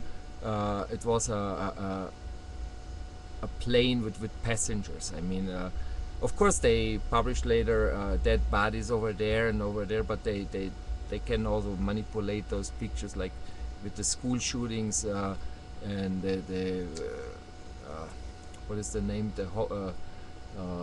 Sandy Hoax. They call it like this, etc. I mean, there's so many things which keeps the people in shock, you know, because they believe all those mainstream medias. And what I wanted to say, also those investigators, there were so many suicides. They said they killed themselves, they had an accident, someone got robbed and murdered, who were behind this story because they took them out. I mean, no, it's full of lies. Oh, can I tell you about a couple? Can I tell you about a couple suicides? Yeah. Now, if you watch the movie The Clinton Chronicles, and if anybody wants to see this movie, this is a great introduction to how corruption works. It doesn't tell you everything that's going on in the world today. It focuses on the Clintons, and I'll tell you what. Go to Orbis Vitae, Orbis Vitae, Orbis like orbit, Orbis Vitae like life, like Vita, living the Vita Loca, I guess it's called. Vita, Vitae, That's Latin for Circle of Life. OrbisVitae.com. Go into the forum and look up the Clinton Chronicles. Just do a page search for Clinton. Do Control F on your keyboard. Watch the Clinton Chronicles. Now, what you'll find out in this documentary about suicides is that you have several, but I'm going to give you two examples. There were people who were opposing and exposing the corruption that was going on in Mena, Arkansas, where they were bringing drugs in. Mm-hmm. And this was all around Clinton. And one suicide, Hans, one suicide was somebody stabbed himself like 17 times, I believe. And the suicide. Yeah, right. That's right. 17 times. The medical examiner's name in Arkansas was Fahmy Malek, and he was a friend of the Clinton family, and that was ruled a suicide. And then there was another person who shot themselves twice in the head, and that was another suicide. So I just wanted to share with you how people can commit amazing suicides today. When you have people like Fahmy Malek as your medical examiner, who's a good friend of the family, people just really kill themselves in amazing ways, don't they? Yeah. That happens here in Mexico too. The journalist, I mean, in the past when I was here, and the party PRI is the name. I mean, there were killed so many reporters, and also shot in the back, suicide in the back. I mean, it's not possible to kill yourself in the back, for example. And it's even the newspapers. They say, he killed himself, shot in the back. You know, I mean, they're even so stupid to sell those kind of news in the newspapers, and the people say they believe it, and those who don't believe it, I mean, they don't do anything either. I mean, it just happens. People are dying and taken out of society, you know, and I mean, we have to fight for all those rights. Or now, for example, those people who are in jail for telling the truth what happened with the Manning, you know, who discovered in the WikiLeaks, what was it, the story, when they killed when the soldiers killed innocent people, and they like to do it and whatever, and that guy is in jail. I mean, he's saying the truth, and the politicians are lying, and they are free and living with millions of dollars, you know. I mean, there's no where are our rights gone? You know? Yeah. Or Julian Assange, no for example, he I think he's still in the embassy. I mean, those people are heroes because they are doing something, waking up the people, telling them what's really happening, and they are hunted, you know. Or the other guy who I forgot the name. They also said he made suicide. A young guy, I think he had beard. I forgot the name now. But I forgot too. It was also on Facebook. Many people shared it. I mean, we know what is happening, you know. I mean, you see it, or saw it. And many people are sharing this, but it's taking rounds and rounds and rounds in Facebook accounts, you know. But people really have to wake up. I mean, if I would be in the position, would have some money, I personally would go there and do that. But there's for sure many people, they can do that. They can afford driving to that kind of places. Oh, what's happening now with the guy who they were hunting the Russian with the bombings in Boston? What happened with him? I don't hear anything of him. He survived supposedly.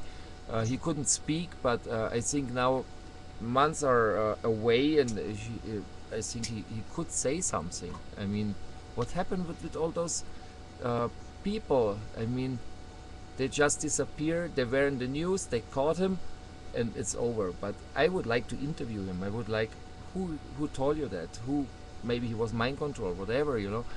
I mean, people just forget it, sharing here and there, and then the story is finished. And next generation, it will be just on mentioned in the WikiLeaks in the future, on history books, happened this and this, and the people say, oh, what happened? I feel so sad for that. But the guilty people, they are still free, you know, and had their good lives that other people had had to die for it. I mean, it's horrible, and these things are happening over and over and over again. Chavez, the the president from Venezuela, he died.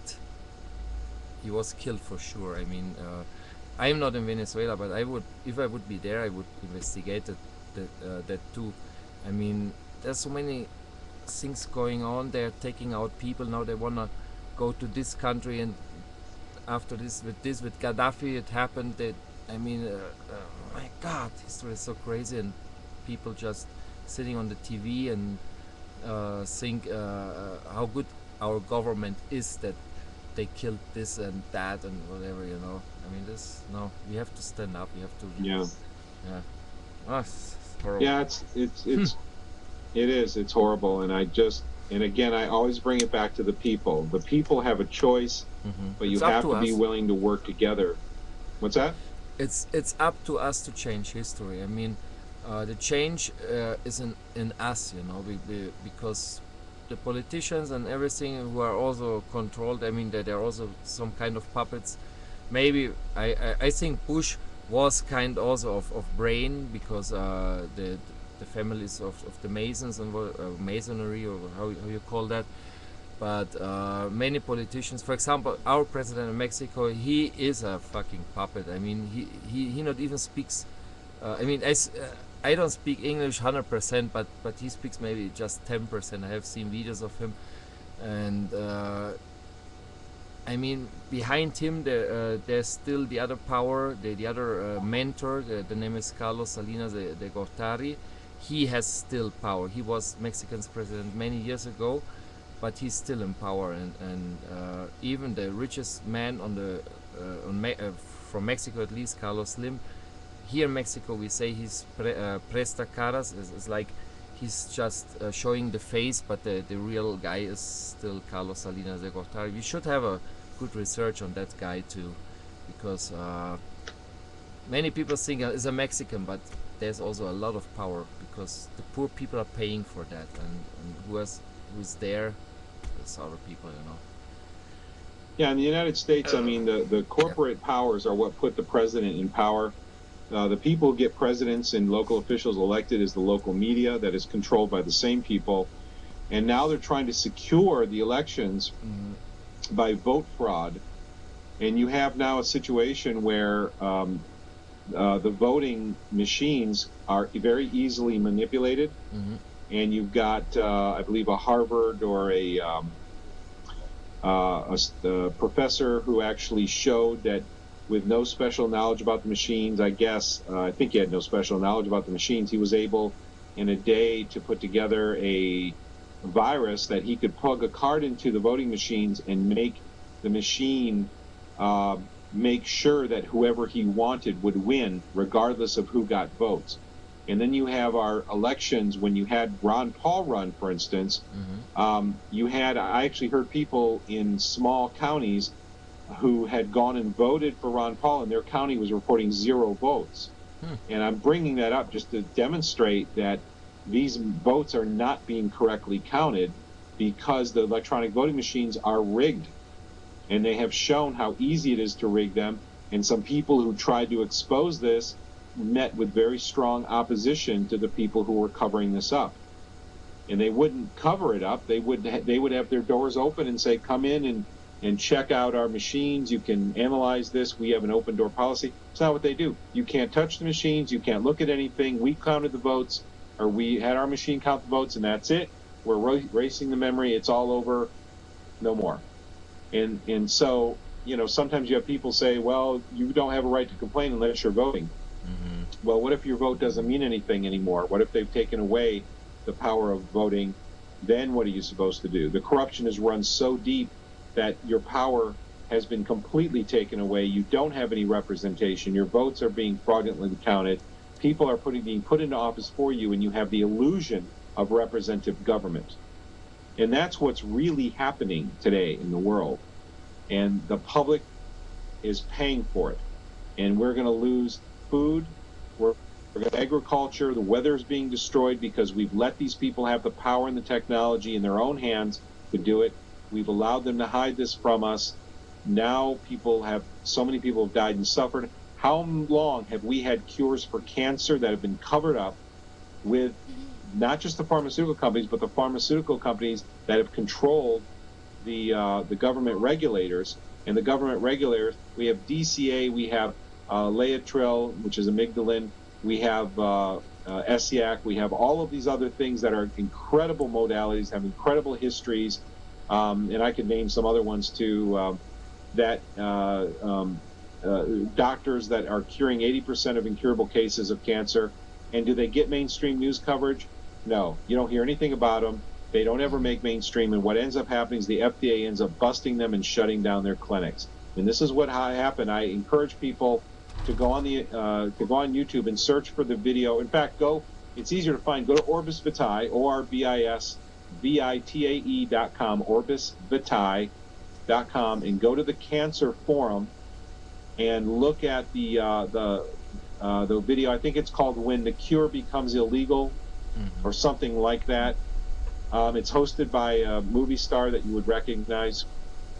And it's the story about Hoxie, he's a wealthy oil man in Texas that was curing something like 80 or 85% of incurable cases of cancer.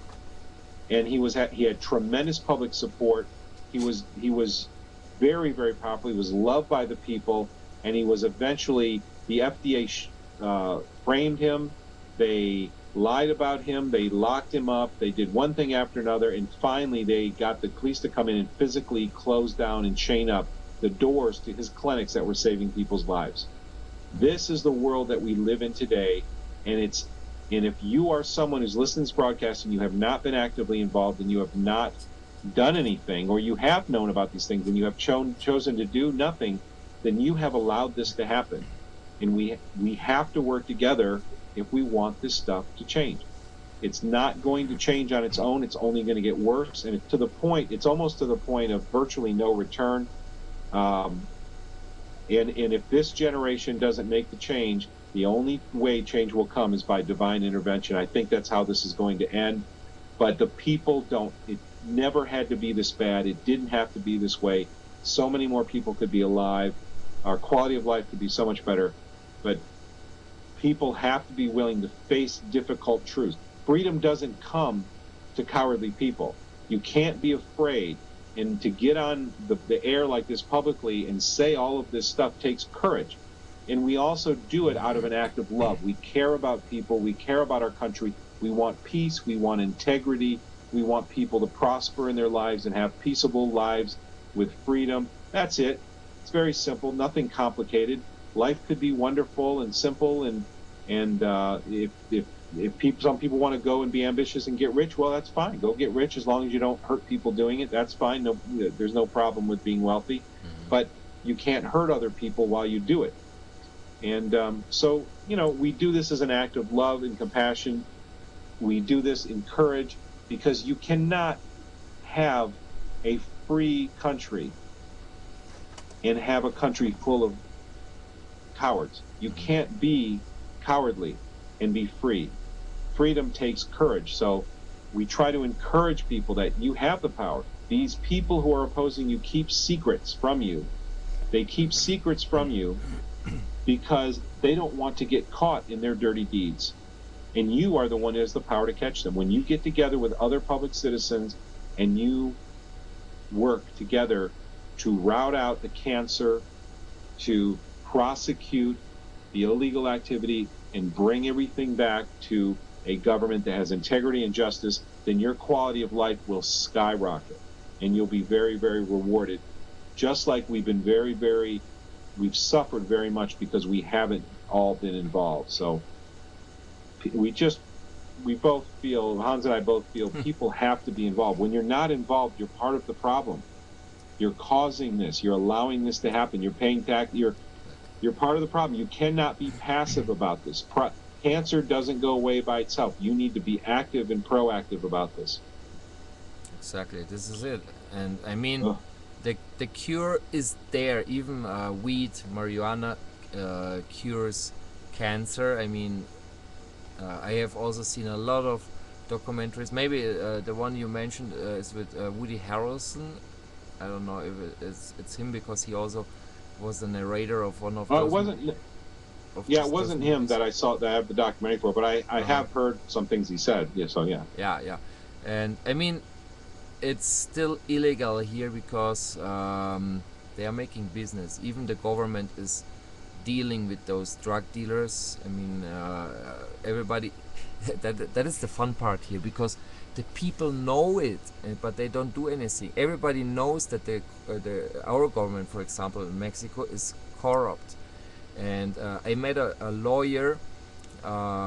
In, a friend of my friend is a lawyer, and he is um, helping one of those gangsters, and he get the information out that our government is working with them together. I mean, I have that in first hand, that kind of proves. And I mean, anyway, even if I wouldn't have talked with that lawyer, I would know it also because all the people also know it. They even told me, Hans, don't trust in the government you're living. Why are you in Mexico? But I mean, it's everywhere. It's kind of the same shit, you know. It's not just Mexico or just the United States. We are all in this kind of new world order, which people can research. Put Bush on the Google search bar, Bush New World Order. There are so many videos where he even mentioned we want a new world order. I mean, it's a fact. They're working on this since thousands of years, not just right now. I mean, this is a very long history, and yeah, I mean, we can talk and talk about this with the Masons and with the Illuminatis and all these religions and the Jews. Even, I mean, I'm not racist at all, but they have also a very big role in this because there were even lies in the Second World War, but I have researched. I mean, everything is so manipulated, and they change history, and people. I mean, we know that it's not true, Well, but the next generation will believe what they are reading in the history books. I mean, it's up to us. If you don't help us with researching and acting also, because we have to act. We cannot just stay at home and just talk about it. People who have the possibility to move, help us. Who have some influences and technology to find out the truth. I mean, there are even hackers outside. Don't be the hackers don't hurt the people and hacking their computers. If you want to hack those computers of those presidents, for example, get the truth out, put it live like WikiLeaks did it, like Julian Assange did it. I mean, we can really do something, but we have to do it because if we are dead, next generation will just be slaves, and it will be worse than ever. well, here's another scam for you too. Is oil. Mm-hmm. Is the Rockefeller family? Boy, I could tell you some stories, but here's one: is that you know that half of the cars that were manufactured back in the beginning, half of them ran on fuel, and half of them ran on alcohol. Mm-hmm. And alcohol was great because it actually burns cleaner, Mm-hmm. and you can make it from organic substance. You can actually make alcohol in your home if you want. Mm-hmm. You could Yes. buy a machine and make all your own fuel. Mm-hmm. So what Rockefeller did is wanted to make a ton of money on selling petroleum products, selling gasoline for cars, and he wanted to get rid of the alcohol-based cars. So what he did is this is what prohibition was all about. A lot of people think prohibition was something that the churches did because they didn't like people drinking alcohol. It has nothing to do with that. Prohibition was put together by the Rockefeller family in coercion with the churches, using the churches as a front. And what he did is he was able to shut down alcohol. This is a Hegelian dialectic maneuver. They started out here where half the cars run on alcohol. Then they went all the way. Well, here, let me do it. They went all the way over here and had prohibition, and then they settled in the middle. So it's like problem, reaction, solution. You know, um, Mm-hmm. they settled in the middle, which was really the goal. And the goal was to regulate, very tightly regulate, license, and tax the production of alcohol so that it was impractical to use in cars anymore. So people would be dependent on fuel, gasoline. Mm-hmm. And that is how the Rockefeller family became incredibly powerful and rich, by taking the ability for you to make your own fuel for very little cost. You could have bought a machine to make all the fuel you need at home, and put some vegetable. You could grow your own vegetables and throw your vegetables or corn or whatever you want in there, and still your own alcohol, make your own fuel. It burns cleaner. It's much more friendly to the environment, much more friendly to the environment. And that was taken away from you, and that's what prohibition was all about. Mm-hmm. So that's another lie that we live under, Mm-hmm. that most of America doesn't even know about. Mm-hmm.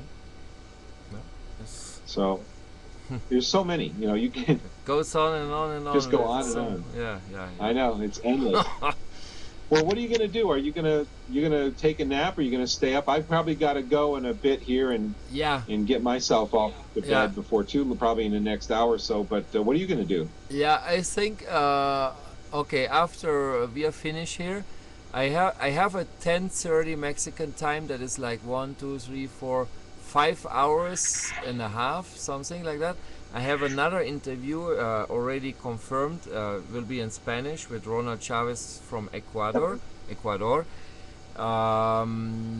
So probably maybe I will take a nap. I think so, because I mean it's 5 a.m. and at least from this continent, many people are sleeping right now. And I mean, I have done a lot. I mean, it depends. If I get an inbox, Hans, I have to say something very important.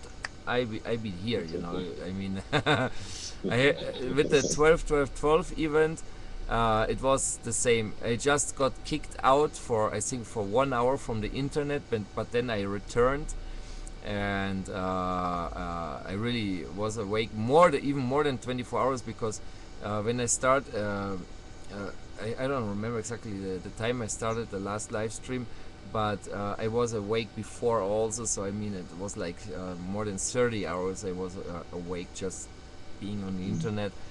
And yeah, I mean it depends on the people, if there's nobody willing to talk right now, I'm just watching here my watch on the wall, then yeah, I will just get a little rest, because I mean if I'm just waiting here, I mean better I take a nap for 1 hour to get fresh again.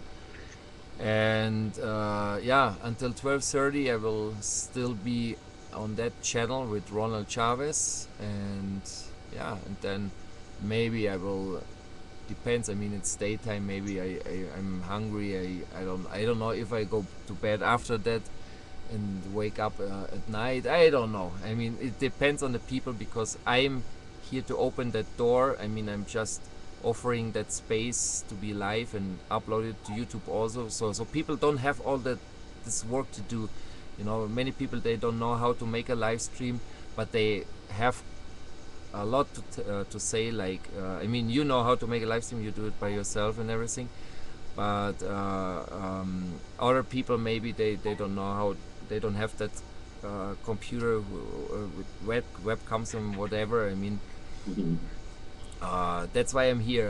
I open the door, people can use me for that, and yeah, talk openly. I mean this is free speech here, without censorship, without commercials. The only commercials people will see in the live stream is from the live stream channel, because it's not the professional version, because I mean that costs a lot of money to pay the monthly rent, because it's not just one payment, they also want more money. I mean it's always the same there. If you don't buy it, you see commercials, and if you buy it, you pay for it. I mean anyway, you pay in a certain way for whatever you're doing here, nothing is really for free. So but I mean it's my only opportunity to use those kind of tools in the internet to do something. But the only good point is our interview won't have any commercials. So when this is on YouTube. It's completely without breaks and anything. So it's anyway, it's working. Very And good. depends on the people. If they don't like it and they don't share it, for example, or they don't talk about it, then those people also, please don't be mad later if you're on the street, because we are trying to save your ass. Just as easy as that, you know, because yeah, it depends on everybody. I Well, mean, the changes, it's up to us to change history, to make the world a better place. And if people don't like it, yeah, live with the lies and tyranny and whatever. I mean, yeah, it's up to yeah. People, it's everybody. Yeah. yeah. It is. It is up to everybody. So please, everybody, wake up. Wake up your friends. Don't be shy about this. This is one of those situations where if you fail to wake them up, you're going to be a villain eventually, because they're going to say, "Why didn't you tell me?" Mm-hmm. But if you do wake them up, you may be villain right now, but eventually they're gonna say, "Thank you, you did the right thing." So Exactly. think in the long term success of this. So, well, I'll tell you what, I better roll. I've got to get ready for bed here pretty soon. But Okay. it's been a pleasure talking to you. I appreciate everything that you do. It's always great spending time with you, and Same and for same for yeah, me. thank I'm you. I'm happy to have to have you here. I mean, it's a special day, you know. I mean, and I really I thought, I hope Russ Tanner will join. It was even Sylvain Henry was there in the morning, let's say, or noon, something like this. And I said, well, Russ Tanner has to be there, you know. And I couldn't reach our friend Anthony Hilder because I don't know how to reach him. I mean, I have his home phone, but then he's not at home. He doesn't know good to manage the computer. So I mean, it's very difficult. I write always the invitations, but if the people don't answer, maybe they're also busy or sick or whatever. But anyway, I mean, I'm here 24 hours, not every day 24 hours, but I'm here every day. If someone else wanna go live with us, with you, you have your programs also, and I can offer also for everybody who wants to get the word out, to change. I don't go behind and say do it by all by yourself. I'm here to help too. So I mean, it depends on the people.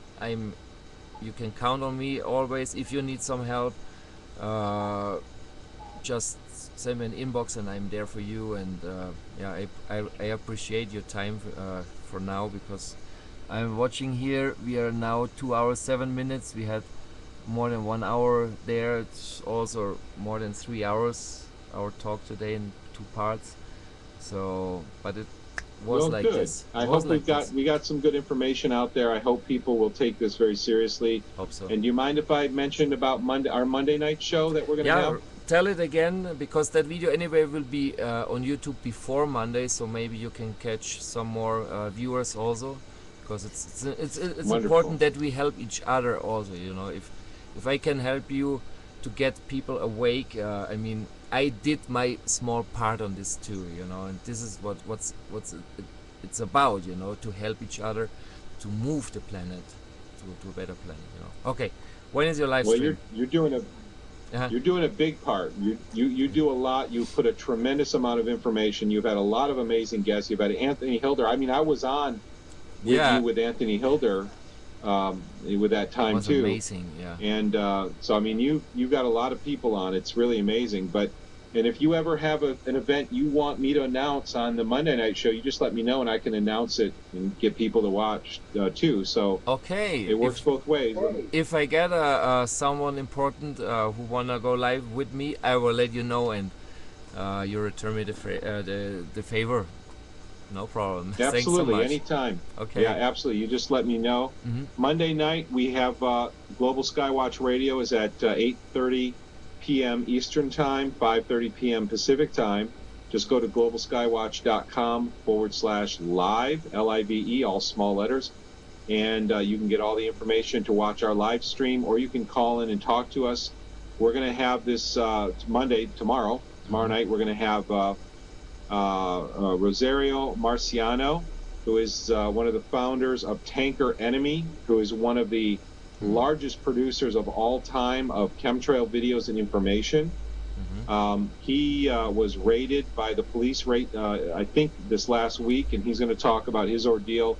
We're also going to have Kelly Dougherty, who is the founder of the San Francisco protests, who is a wonderful woman, a joy to talk to, encouraging, incredible artist. She's just a wonderful, bright, shining personality, and she's done so much good. And we're also going to have Dawn Abbott, who is a very vocal activist, a wonderful, sweet person from California who is teaching wherever she goes. She teaches people about what's going on. She's been a guest also before on the Monday Night Show. Help people learn how to garden, grow their own vegetables, which is very important these days. Learn how to garden and learn how to identify food. Food is going to be a problem in the near future, I believe.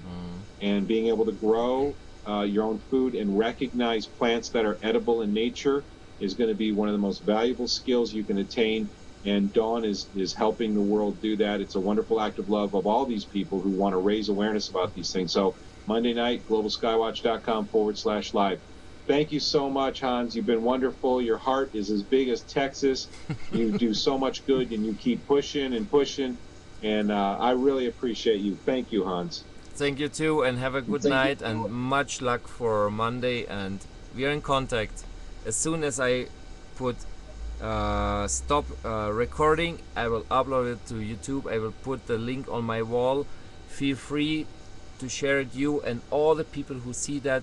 Share this kind of information, please, because if you don't, or if you cannot change anything by yourself, but maybe because you have shared it, someone else does it, and we can change to make the world a better place. Okay, thanks, Russ. Have a great day, Sunday and Monday. Much luck with your show. Okay, see you later.